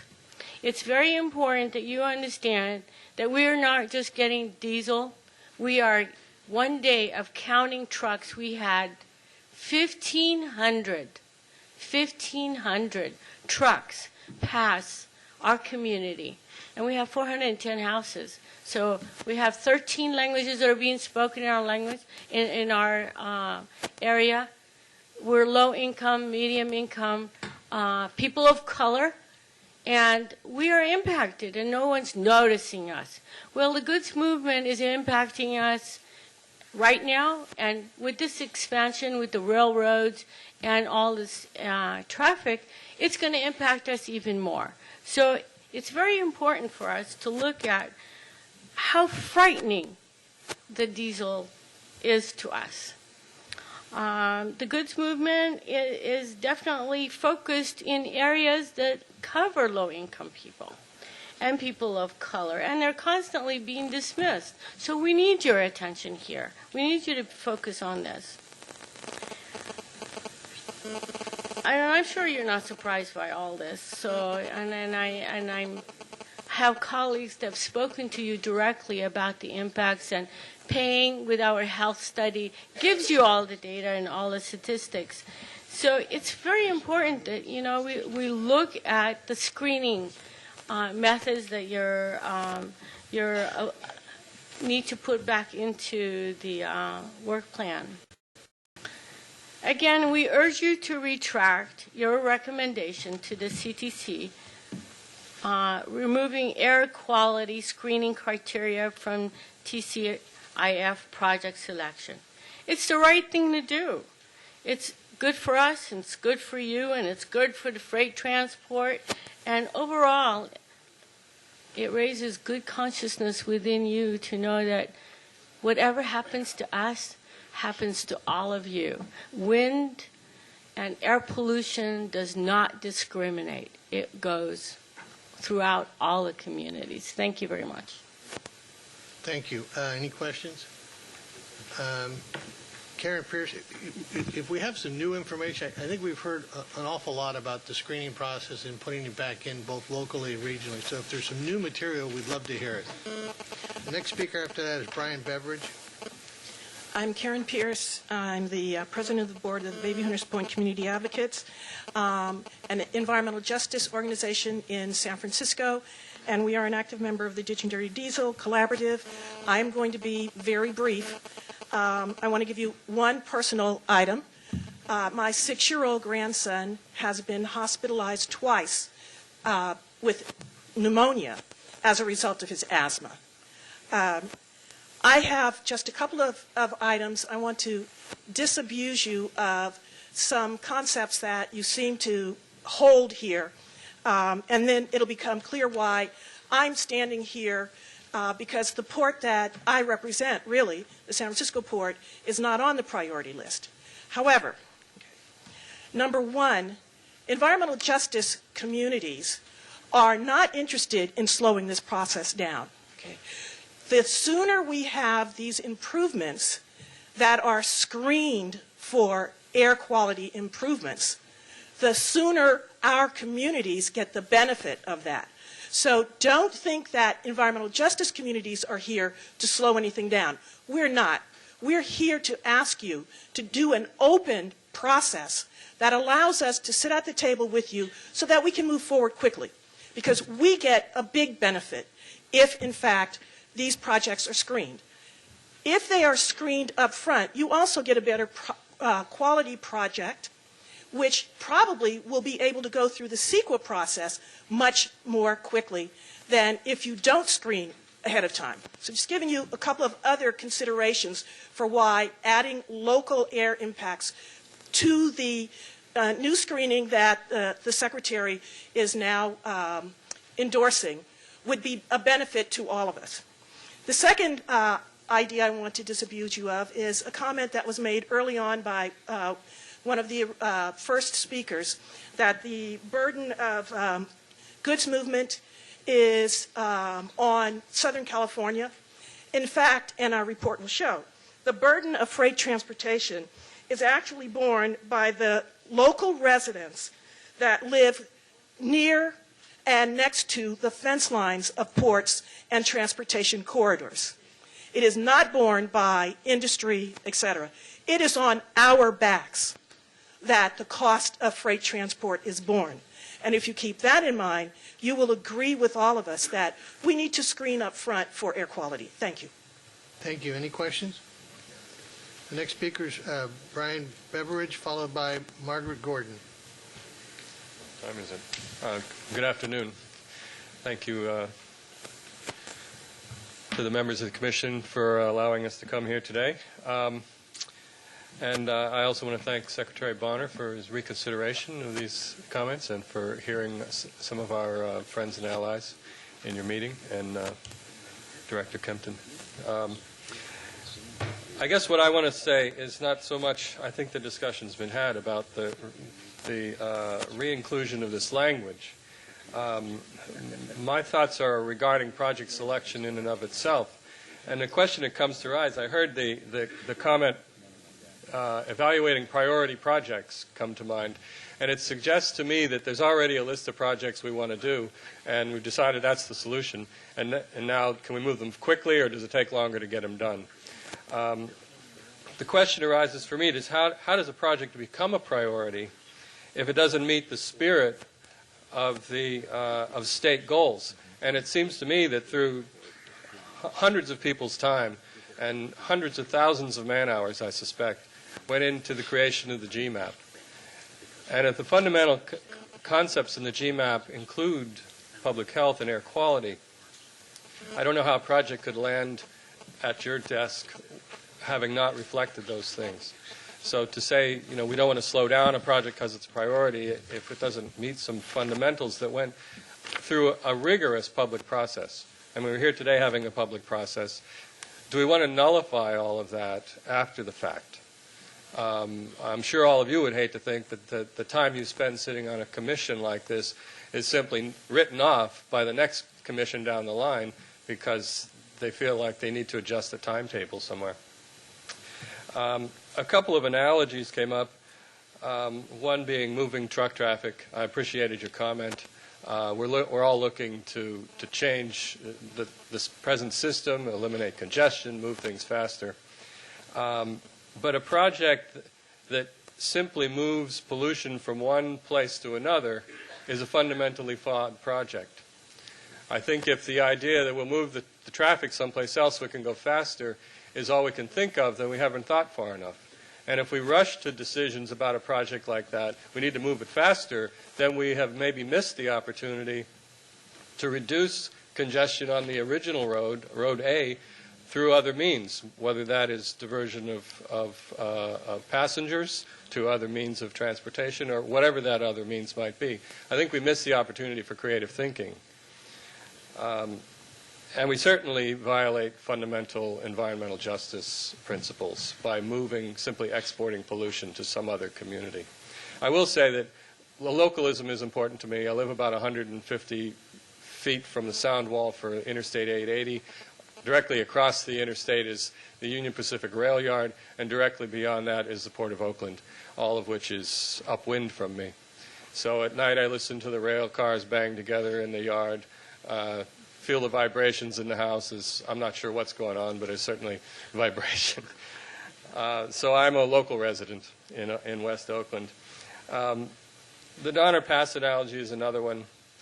I hope we don't consider tunnels to be air quality improvement issues. My friends, or the folks I talk to in rail, trucking, and the Port of Oakland all tell me that rail is not going to reduce the number of trucks we have in our regional area. Trucking is a reality. It's the most economical way to move things around within about a from what I understand, 100 to 200 mile radius. Moving more trucks or moving more containers into Nevada is not going to solve my local trucking issues. So there again, it's a time when we have to think more creatively about what is actually air quality, what is actually public health improvements, what is actually an emissions reduction. And it may be that a tunnel combined with some other things might make a logical project that meets all of our needs, right? Fundamentally, I have my own little analogy to go along with this. Perhaps one of you or some of you have experienced a migraine headache, really bad headache, incapacitating. We would want to think, how do we get this over with as quickly as possible? What's the quickest solution? Quickest solution, someone might suggest simply cut your head off. There are some fundamental flaws in that as a solution, right? Oh, yes. So I would hope that we would, you might want to go and look for a second opinion in that case. And I think we're looking here, as we look, we're all eager to see solutions. No one more than us who live near rail yards, ports, freeways, no one's more eager to see solutions than we are. But we want to see solutions that actually reduce the impacts we feel as community members. And when you live in a hot spot, like West Oakland's been declared a hot spot, air quality hot spot by the director of our own air quality district, we don't want to be the hot spot today and the hot spot tomorrow and the hot spot 10 years from now, because our solutions have simply fixed ambient levels in the region or the state. We'd like to see, as my mother used to say when she was trying to teach, she never thought I'd get married, and she was probably right. She figured I'd better learn how to take care of myself. She used to say, when you clean the house, take care of the corners and the rest of it will take care of itself. I think if we take care of our hotspot neighborhoods and we recognize the needs of the communities that have the worst problems, we will all benefit statewide. If we can reduce particulate matter in West Oakland, we'll be reducing it for the people who live in the Oakland Hills. We'll be reducing it for the people who live in Concord over the hills. This is fundamental, I think, to what we have to be thinking about. I appreciate it, the opportunity. Our next speaker is Margaret Gordon, followed by Rafael Aguilera. Good afternoon. My name is Margaret Gordon. I live in West Oakland. I live less than a mile from the Port of Oakland. I'm impacted 24/7, trucks, trains, ships. And this is my experience, and these are my solutions. I have asthma. I have 11 grandchildren. Half of them have asthma. I have 3 sons. One of them have asthma. 2 of them have bad sinus issues. But I have lived through one major project already, the replacement of the Cypress Freeway, and doing construction. And during that construction, we had a lot of problems with trucks idling. We still do have that problem. And we still have the problem of pile drivers using old equipment. So my solution is in the bid specs for whoever gets the contract, that certain criteria be added. You use updated equipment. You don't idle no trucks into our communities. There'd be full disclosure of use of dust monitors, air pollution, air monitors. We have used biodiesel fuels on all equipment. That we also have, if you can't do that, you retrofit the equipment. You know, and we have real reporting and public participation process in the planning and design of whatever is done with the contractor. Up front, not behind, up front. Through pre-bidding, through pre-discussion, all those things are written out. Not only for that contractor, also for Caltrans. Okay? Caltrans projects that be supporting the any major infrastructure projects that come through our community. And another thing, we do not need to see when the EIR come out, non-significant impact, and we live less than 1,000 yards from the facility being made. That's our experience when the EIR goes out. That always says when you're less than 1,000 yards from as non-significant, air pollution flows everywhere when diesel's inside of it. So I want to make sure that's my solution to the issue, and you need to be very mindful that those are the things that we are concerned about. Thank you, Margaret. Our next speaker is Rafael Aguilera, followed by our last speaker, Mike Evano.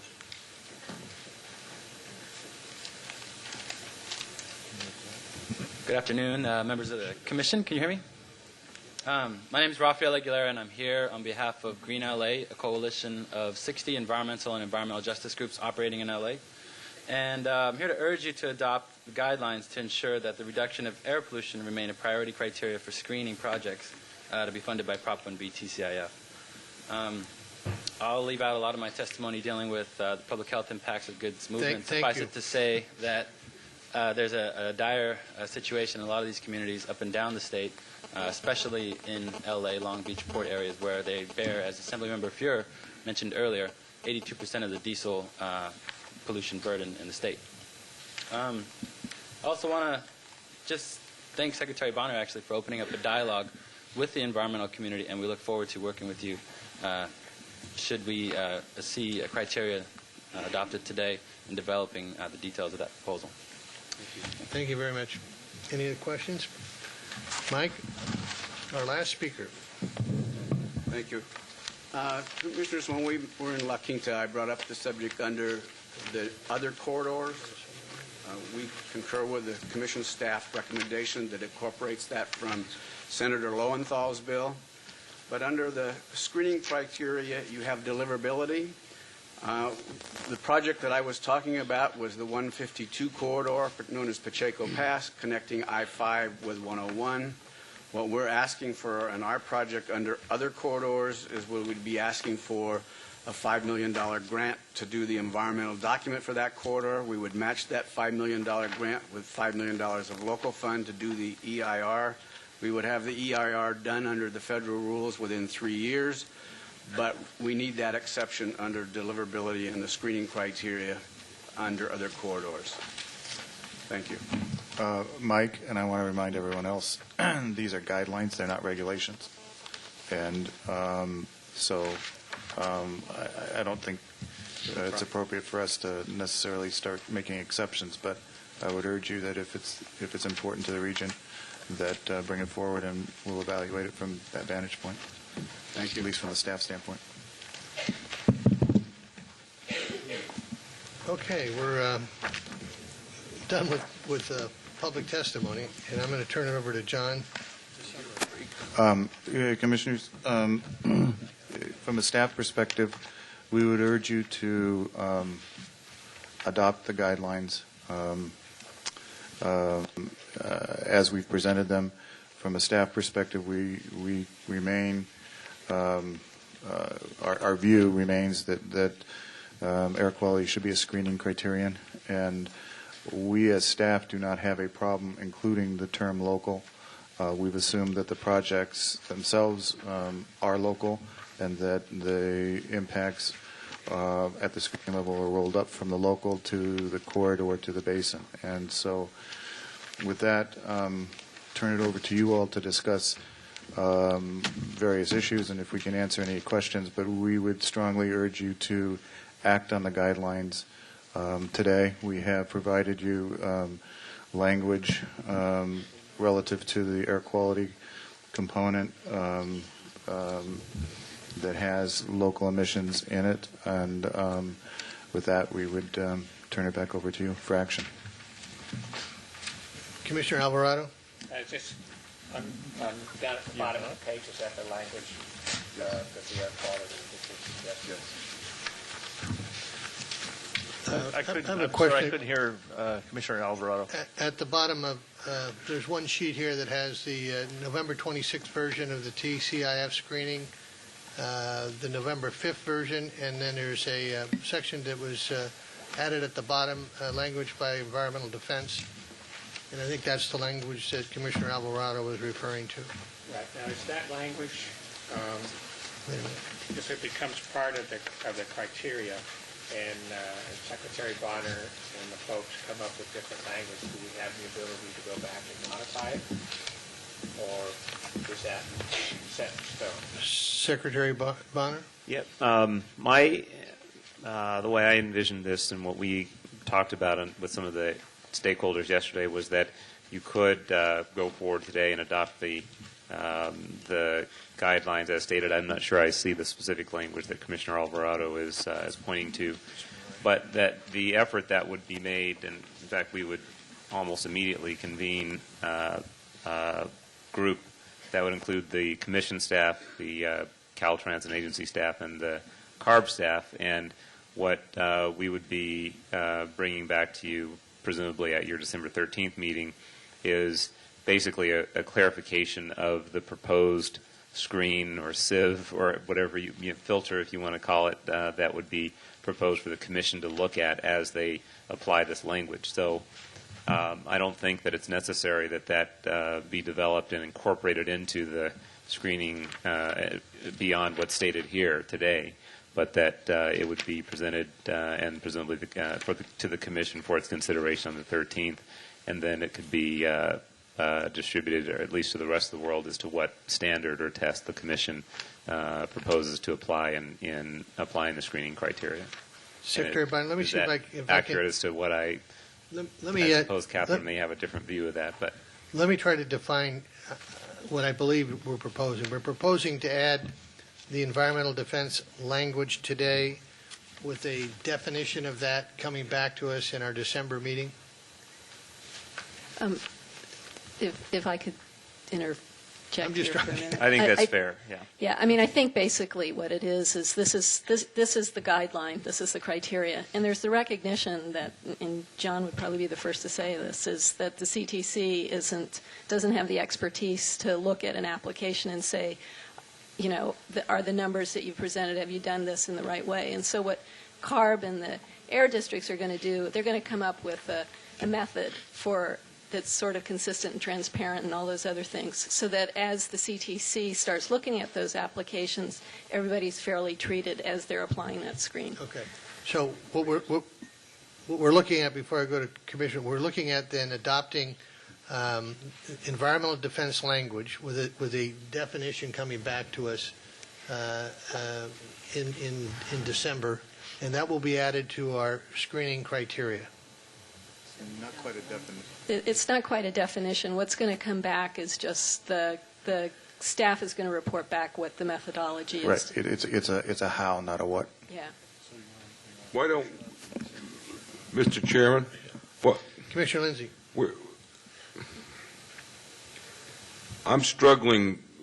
The air folks have been very clear that they want to create this criteria and that they can do that timely. My contention is, you know, we ought to put their feet to the fire and say, come back on the 13th of December, have it clear and crisp and timely. We approve it on that date, not deal with it today, approve the guidelines in total today, and leave with that open for getting it done on the 13th. My concern is the more we wait, the more we push stuff out past that January 17th day, which tends to be challenging to me. Because the intent of everybody that I heard was let's get projects done and let's move forward. So my contention, Mr. Chairman, would be to approve everything and then bring back this air piece for addition on the 13th, but that they, hang some ornaments on this tree so we got a clue what they're talking about. Let me ask Commissioner Lindsay, on our November 5th version, we had air quality defined, and it was taken out. Would you want to go back to the November 5th version, subject to amending it in December? Is that what you're suggesting, or just leaving it out? I would just leave it where it is now, and if they can come back with a criteria that puts some definition to what we're talking about, they can do it timely, and it's something we can live with, we're more than happy to add it in, 2 weeks from now. If they can't, then we got a different issue. That's kind of where I was going with my question was we can put air quality as a bullet, but I'd like to see more than this language right here. So if we adopt the criteria, we all agree that air quality is part of this, which is why I've always agreed that air quality was a part of this. So if we have, if you look at the November 5th version, and you have item 3, air quality, that has a definition. if you leave air quality with no definition and you bring it back, we've acknowledged the fact that we think air quality is important, but it gives these folks time between now and the next meeting to come back with that definition. Question. Commissioner Bergeson? I guess from a protocol point of view, if we adopt the guidelines as they are, say, as they currently are, without changing the air quality provisions, is there any timeline by which we have to make amendments to that, or could we make a motion subject to this being approved at a subsequent meeting? Or I'm not sure how we deal with this in a way that we're dealing with our process correctly. Do you want to answer that? The answer is that we would be working to bring this back in December. And if we don't have it right, then we'll keep working at it. But I think there's a commitment to work through the issue as the Secretary pointed out. I'd like to see us get the motion again? I'd like to see us, I'd like to see us get this adopted today with the ability to amend it in December. Mr. Chairman? So, I'm looking at going back to the November 5th version. So air quality is in there. It's a screening criteria, and we're going to look at amending it in December. Mr. Chairman? Mr. Chairman, I'd make another point also that it goes. The executive director a moment ago was making a distinction between the what and the how, and we are talking about the how here, meaning that I don't see whatever we come back to as necessarily something that has to be formally incorporated into the guideline. It's going to be something that will be presented to the Commission to help you understand how to apply the guideline or the criteria. But so that just explains why I think if you've got language that the Commission is comfortable with that provides the assurance that it's back in as a screening criteria, I don't think that you need to defer further consideration of the screening criteria itself. The question is going to be, you'll decide at December 13th whether you feel as a Commission you've gotten sufficient comfort with the recommendation as to how you apply the criteria. And if that's not the case, as far as I'm concerned, you're free as a Commission to continue evaluating and working with that group until such time you've got assurance that you're comfortable with how you'd apply it. Thank you, Mr. Chairman. Just from a process perspective, I think there are several items that we're going to be looking at today, and the potential screening criteria is the first one. If you're seeing it differently in terms of the process you're following, please let me know, because that's all I'm going to be commenting on at the moment. Thank you, Mr. Chairman. I concur with your recommendation, Mr. Chairman, and I'm not sure if you're looking for a motion at this point to get something on the table, but I would move that we move back to the November 5th definition for purposes of moving this forward today. Commissioner Bergeson? Yeah, just to clarify, you are using the language that was in the November 5th rather than the language that's suggested at the bottom of the page? Yes. That's a yes. Oh, yes. All right. I would second. Commissioner Chalker? And to clarify Commissioner Gardino's motion, you're looking to make that an amendment referencing the Trade Corridors Improvement Fund guidelines dated November 26th, correct?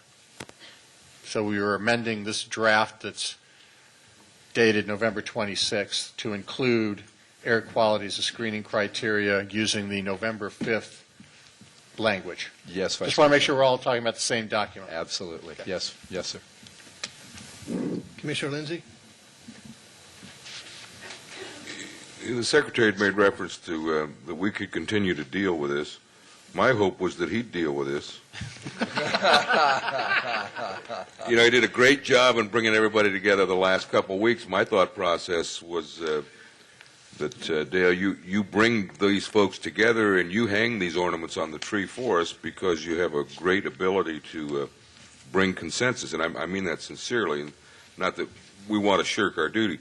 I am really struggling that we're going to, and maybe I just don't understand it, say that just carte blanche that air quality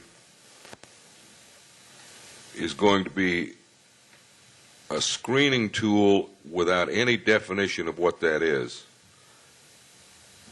And so somebody needs to tell me, how are we going to define it? And how do we, if we don't like the definition, where do we go from there? I mean, I'm not so sure I get what we're trying to do. Mr. Chair. Commissioner Perhaps, John, you can help me walk through this quickly. Let's set air quality aside for a moment. Looking at the other screening criteria, let's look at deliverability. If a project is nominated and it cannot demonstrate that it will begin construction by December 31st, can that project still be on the list and move forward, or is it screened out?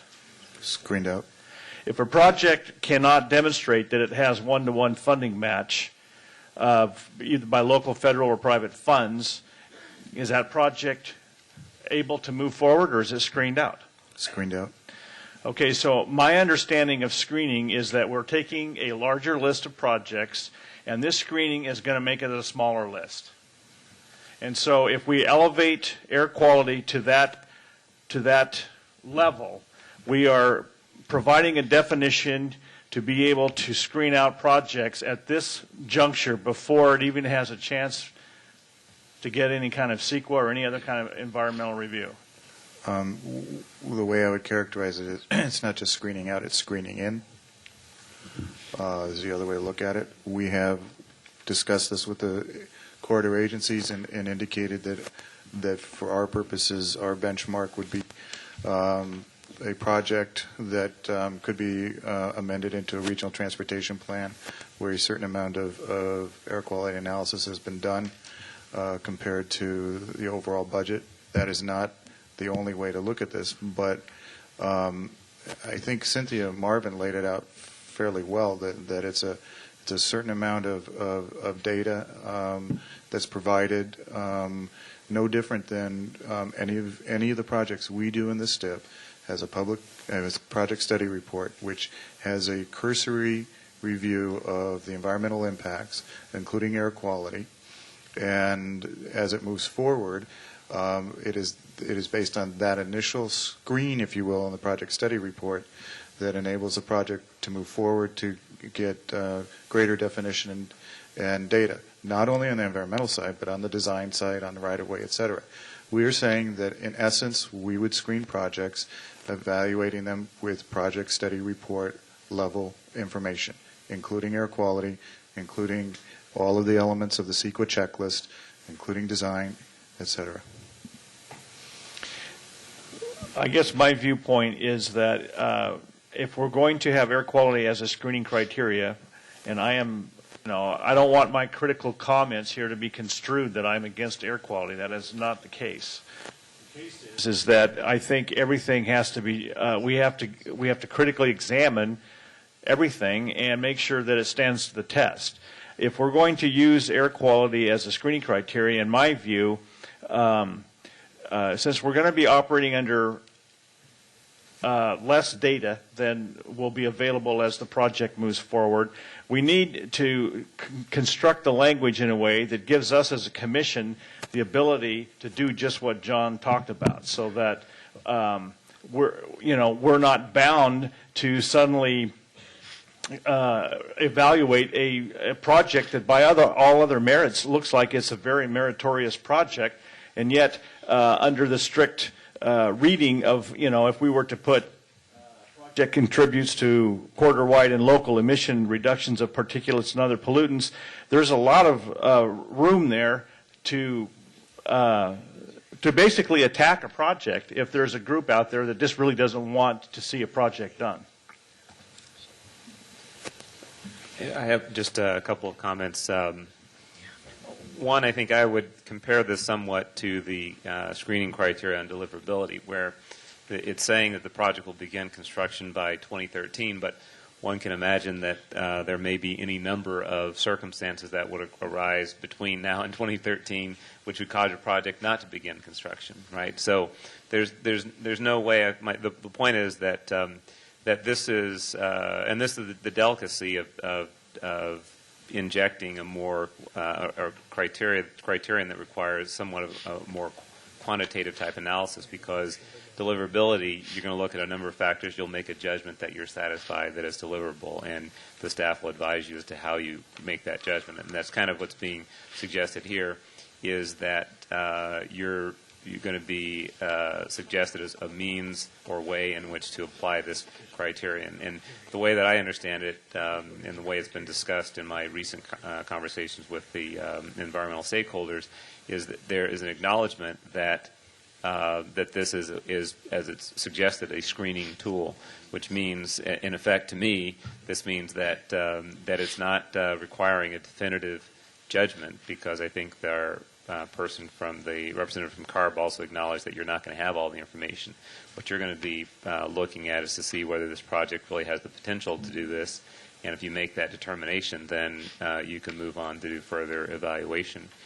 And so I just think it's important that that people understand what you're trying to do is put a screen so that you can make a judgment that is more likely than not to have a positive air quality impact.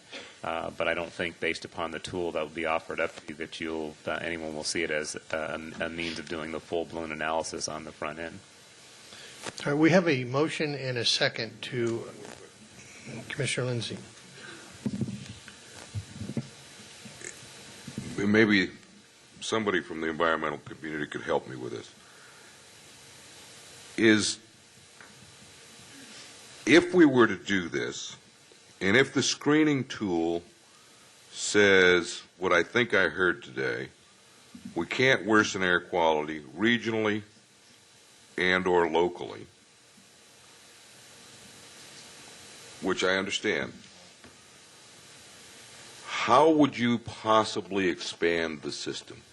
Or is the only solution to diminish the system? And I give you an example. The Port of Oakland wants to grow. They do 2 billion containers a year, and they're going to do 2 million in one. If we were to move one more container into the Port of Oakland, we are going to, in fact, worsen air quality. So if the screening tool says, I cannot worsen air quality in any way, shape, or form, we just screen the Port of Oakland out in that scenario. And that's what I'm cautious to. And I'm not suggesting I want to have bad air by any stretch of the. I want good air, without question. But I don't want to hamstring ourselves along the way. It might help to think less hypothetically and more specifically. When I looked at the list recently of the projects that were being proposed by the Northern California San Joaquin Valley Consortium, it included a number of projects that they had self-identified as providing an air quality benefit. I'm trying to remember how much money that added up to, but as I recall, it was over $500 million. I don't think that there's going to be any difficulty finding projects that both improve mobility and reduce air pollution. And I think if we go back to the original language that's the foundation of the bond, which I've done a number of times, it's very clear that the legislature intended the money to be used for projects that give emphasis simultaneously to mobility and reducing air pollution. I think that there's no doubt that that can happen, that there are enough projects out there to do that. And by putting this screen in, you're simply signaling that the way this money is going to be distributed is going to be consistent with the legislation, with the bond language, consistent then with the promise that was made to the voters, and consistent with the governor's goal of reducing air pollution by 50%. And it'll also, as a side benefit, be consistent with efforts to reduce greenhouse gases. Okay, we have a motion and a second to amend. One more question, just to Commissioner clarify. Bergeson. As far as the follow-up, and my understanding is that then there would be an action item following on the December meeting, clarifying the how, if you will. Is that correct? No? Yes. Yes. That is correct. So I think with that understanding, and in the event that we do not reach the decision on that we would be then allowed to go over the original language? I mean, I'm not sure, how bound we are if once we make this decision as far as amending it, if we find the how conflicts somewhat with what we decide as far as what the language says. Commissioners, let me remind you that the how we're going to be talking about is going to be the how we apply at the project level. There's not a whole lot of difference here. No, from a practical standpoint, I don't think so. I think we're trying to come to an approach with ARB. We've said all along that they are the air quality specialists. We're relying on them to help us to develop an approach at the screening level and then at a project level. And I think it's not that much different. I think, as Cynthia pointed out, there's a way to look at this and at first blush at 40,000 feet and then drill down to something that's closer to the ground level. That's our intent. Okay. Mr. Chairman, I just apologize. I have a relatively minor issue. It's ministerial in nature. I need to ask Executive Director Barna. Our Audits and Investigation Unit raised some concerns relative to Section 18 of the guidelines. Are we going to be able to address those in some fashion? Right now, we're trying to amend. Well, no. We have a motion in a second. You're not going to address those concerns that were expressed, or at least have a discussion on them?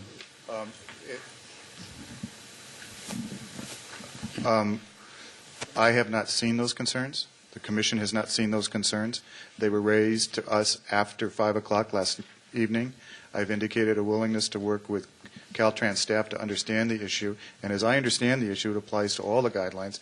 Therefore, I think that rather than applying it, taking time at this point, that we would review the item and have this apply globally to all of the guidelines we've adopted so far, and then incorporate that, once we understand the issue, incorporate that in future guidelines. All right. That's good enough for me. Thank you. I have one other point of... No, I'm sorry. We're making a motion to add something to guidelines that we haven't approved.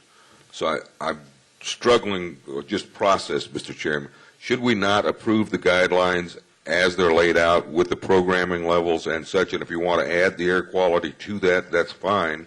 But to add air quality to something that doesn't exist doesn't make sense. I'm trying to amend the staff report, and I think that was the motion. We don't need a motion to amend the staff report. You can do anything you want in the staff report.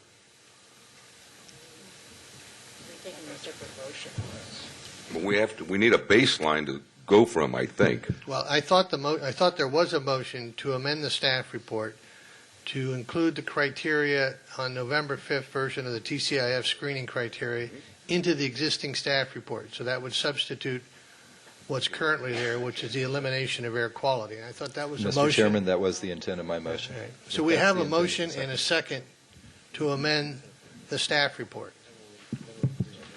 All those in favor? Aye. Opposed? Motion passes. Now we can deal with the overall guidelines. Commissioner Chalker? Motion to adopt the TCIF guidelines dated November 26th as amended. We have a motion and a second. All those in favor? Let me ask. I want to be sure I know what we're doing. Yes. No. This is you drew a lot of people here, and I think everybody wants to know for sure what are we doing. We're saying we're going to take the guidelines, we're adding in the air quality piece, we're taking the guidelines to the $3 billion level or the $2.5 billion level, and are we accepting the program and things as the staff reported in opposition to the speaker? I mean, what is the specific motion that we're voting on? So everybody here knows when they walk out the door what's going on. My motion is to adopt the Trade Corridors Improvement Fund guidelines dated November 26, 2007 that's been handed out to the public and the Commission with the amendment that was just previously approved as moved by Commissioner Gardino. And that includes the range of That includes the range of targets. Mr. Chair. Yeah, if I might. Assemblymember Nava? Yep, thank you. And so I'm assuming the motion incorporates all of the discussion that we had on item 2, which is the allocation plan status. Is that correct? Allocation. Assemblymember Nava, I believe that was a separate item dealing with a separate issue allocation plan for the 06-07 fiscal year. That's a completely different allocation. Right. That's a completely different item. So then, does your motion incorporate the issues that were raised by Mr. Nunez?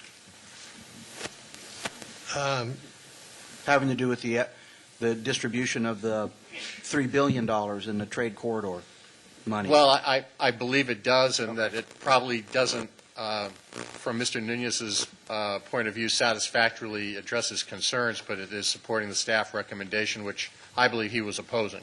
Right.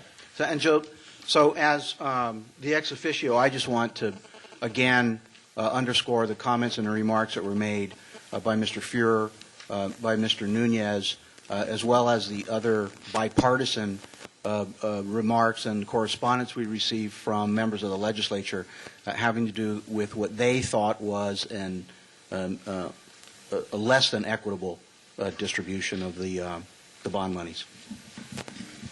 Commissioner Alvarado? I know. We're discussing. I'm just going to kind of say what I said at the last meeting. You know, it's, and one of the speakers brought it up today. You know, we've got more than just a constituency. Here we've got the whole state that we got to look at. And when we go through all this circus that we've been on today, and we're really fighting over crumbs. Everybody agrees that it's not enough money. So I would hope that the impassioned speeches that were made today over the amount of monies that are being allocated, and all of the signees of the letters of support for all of that, will also be repeated when the transportation portion of the budget is presented to the legislature. We can't come in here today and argue about the crumbs that we're trying to put out today, you know, it's a significant amount of money, and then zero out the transportation portion of the budget. It doesn't make any sense. To me, it doesn't. I thought my dad raised a pretty practical guy. So, you know, I think even though the speakers might not be happy with this, there's a way for us to sit down and figure out where we're going to get the money to complete all the projects that everybody wants to do. Okay, we have a motion and a Mr. second. Chair. Commissioner Zarian? Thank you. Mr. Chair, I'm in favor of supporting the motion, with the exception that I'm not comfortable with the additional $500 million. That's iffy money. I spoke at the very beginning of this. I don't know where the dollars are going to come from. And to go ahead and live in a dreamland, I'm not in favor of that. So if I don't support the motion, it is not because I don't want to. It's just because I'm not sure where the money is going to come from, and I'm not comfortable with the dollars, especially with the $500 million, that a lot of it already belongs to different corridors. So I didn't want to amend the motion. I could amend it, and I'm not sure that I will get the support, but I wanted you to know why I'm not in favor of that, because I think I don't want to live in a dreamland, and that's what is being proposed. Mr. Chairman, if I might, a couple of just comments. As I've been taking notes throughout the day, I just wanted to make a couple of observations. And first, I should say, if there's, I need to express my appreciation to the speaker, as we were scheduled to go to his office a little bit earlier and hear his unedited version of his remarks. And he was kind enough to reschedule that meeting so that we could continue our participation here today. So I appreciate that. I want to also say to the other members of the legislature who commented earlier, and to Assemblymember Nava and others, that the administration certainly intends and expects, and since the September 20th meeting when we asked the commission to kind of jumpstart this program. Everyone has always expected, and today, very much expects that the legislature will be involved in this process primarily through the budget appropriations process. So all of the points that were made today, whether they have been made today or not, the reality is that the legislature is going to get into this at the end of the day, and I think everybody, including the members of the commission, have been aware of that, and so it's a reality that we face, and it's fair game. And so I think that whether or not you adopt the targets or at least the ranges that are in the staff report today, there's going to be continuing discussions about a lot of these issues. And, we have, from the beginning, encouraged you to adopt what we call the preliminary program, meaning to address in part this very issue that there's going to be other facets of this program that the Commission at the end of the day may choose to revisit, whether it's because you get additional comments and perspective from the legislature or elsewhere. I'd say these ranges are an effort to move closer to what has been identified as targets. And so whether you call them ranges or targets or what have you, I certainly don't understand these to be a guarantee of a specific amount of revenue. They were, numbers that were reached by consensus, and I think my assumption is that they may swing in either direction for any number of reasons, including the Commission taking another look or some reflecting on further comments you may receive from the legislature or others. Either way you cut it, I think our goal, or our collective goal, I think, is to get closer to a definitive program. And that means decisions do have to be made, and I'm not going to make a recommendation formally on what you ought to do with this motion on the table. I would just suggest that it's fine, I think, if decisions are made and discussions continue. That's, I think, what we all contemplated to begin with. A couple of points just quickly on the funding issue that I've heard a couple of comments about today. One, I appreciate the Commission calling the question. We initially have expressed some skepticism about whether we should be addressing this issue now, and I think it's healthy that the issue is out there. There was a lot of discussion today about the continuing discussion of 80 or 85%. I think it's important for the Commission and others to understand that the discussion that occurred last week was based upon priorities that have been identified to date by all of the regional transportation agencies.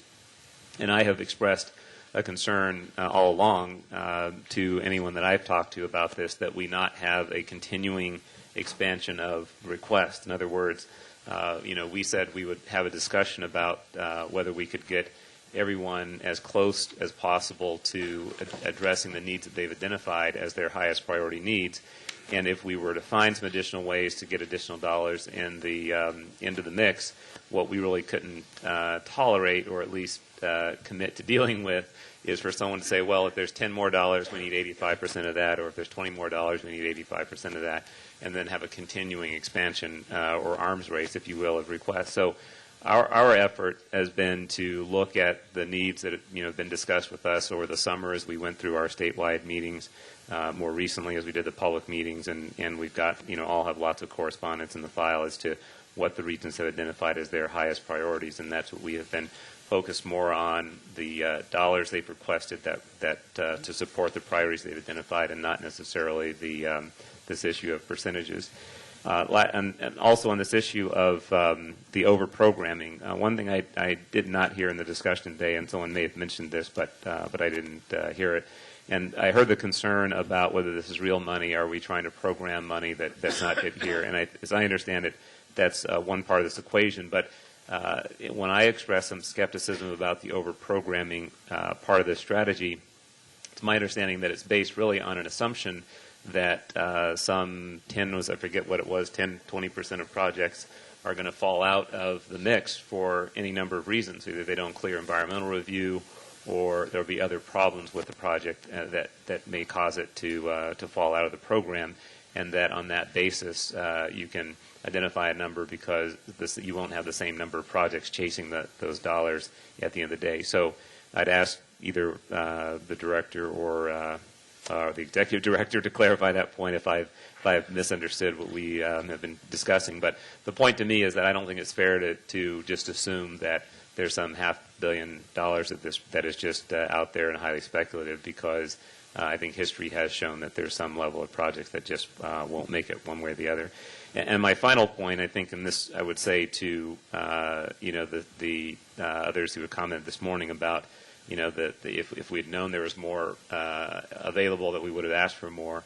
And the administration had not initially been interested in talking about anything other than the $2 billion TCIF program. And I was only favorable of considering the Garvey or SHOP and other kinds of strategies if it was a means of achieving some statewide consensus. Again, going back to the effort of trying to get everyone as close as possible to identifying the needs that they've identified. And to me, if we do get into a situation, whether it's through legislative intervention or otherwise, where this is going to be a protracted discussion, I think we have to reevaluate that because of an issue I've raised before, and that is the reality of the construction inflation problem. The longer the issue stays open, we could have a scenario where that additional $400 or $500 billion is just necessary to backfill and get us back up to $2 billion of purchasing power, because we spent so much time trying to figure out how to allocate what we have already. So I think that the bottom line on that for me is it's there. It's something that we are willing to keep into the mix and consider if it's really going to be used in an effective way to get the process going and get dollars out while we can still maximize the leverage and purchasing power. If it's a longer, protracted effort for any number of reasons, then I think we have to reevaluate whether that's a wise use of those resources as well. Lastly, I'd say we're going to work with the Commission, the legislature, the regional players, and others, notwithstanding what decision is made today. As I said, discussions are going to go forward, and I'm still reasonably confident that we'll be able to move the process forward in a way that gets this done as part of the budget process next year. Thank you. So we have a motion and a second. All those in favor? I'm sorry, Mr. Chairman. Opposed? No. One no? All right. Mr. Chairman, I'm sorry. I thought you were going to have the director or executive director speak, so I was holding my fire. I had a quick question and a comment, if I may. My apologies. It's only the second time I've spoke today, so I'll make it very short, I promise. On page 2 of 9, it talks about the program schedule, including 4 hearings, February 19th through February 22. I just wanted to clarify if those are hearings that, Mr. Chairman, you're expecting all commissioners to be at, or if that's Not a portion. necessarily. Okay, great. Just wanted to understand that before I voted on that. Okay. The brief comment, I thought Mr. Evanho raised an interesting question on page 6 of 9 about deliverability, and I thought our executive director's comment was an appropriate one, that these are guidelines, not regulations. The challenge is when something are guidelines, they can be interpreted to be similar to regulations. So I just wanted to ask our executive director if he and Director Kempton could continue to meet with Mr. Evanho to discuss this issue and report back to us. Okay. I think everyone's voted but you.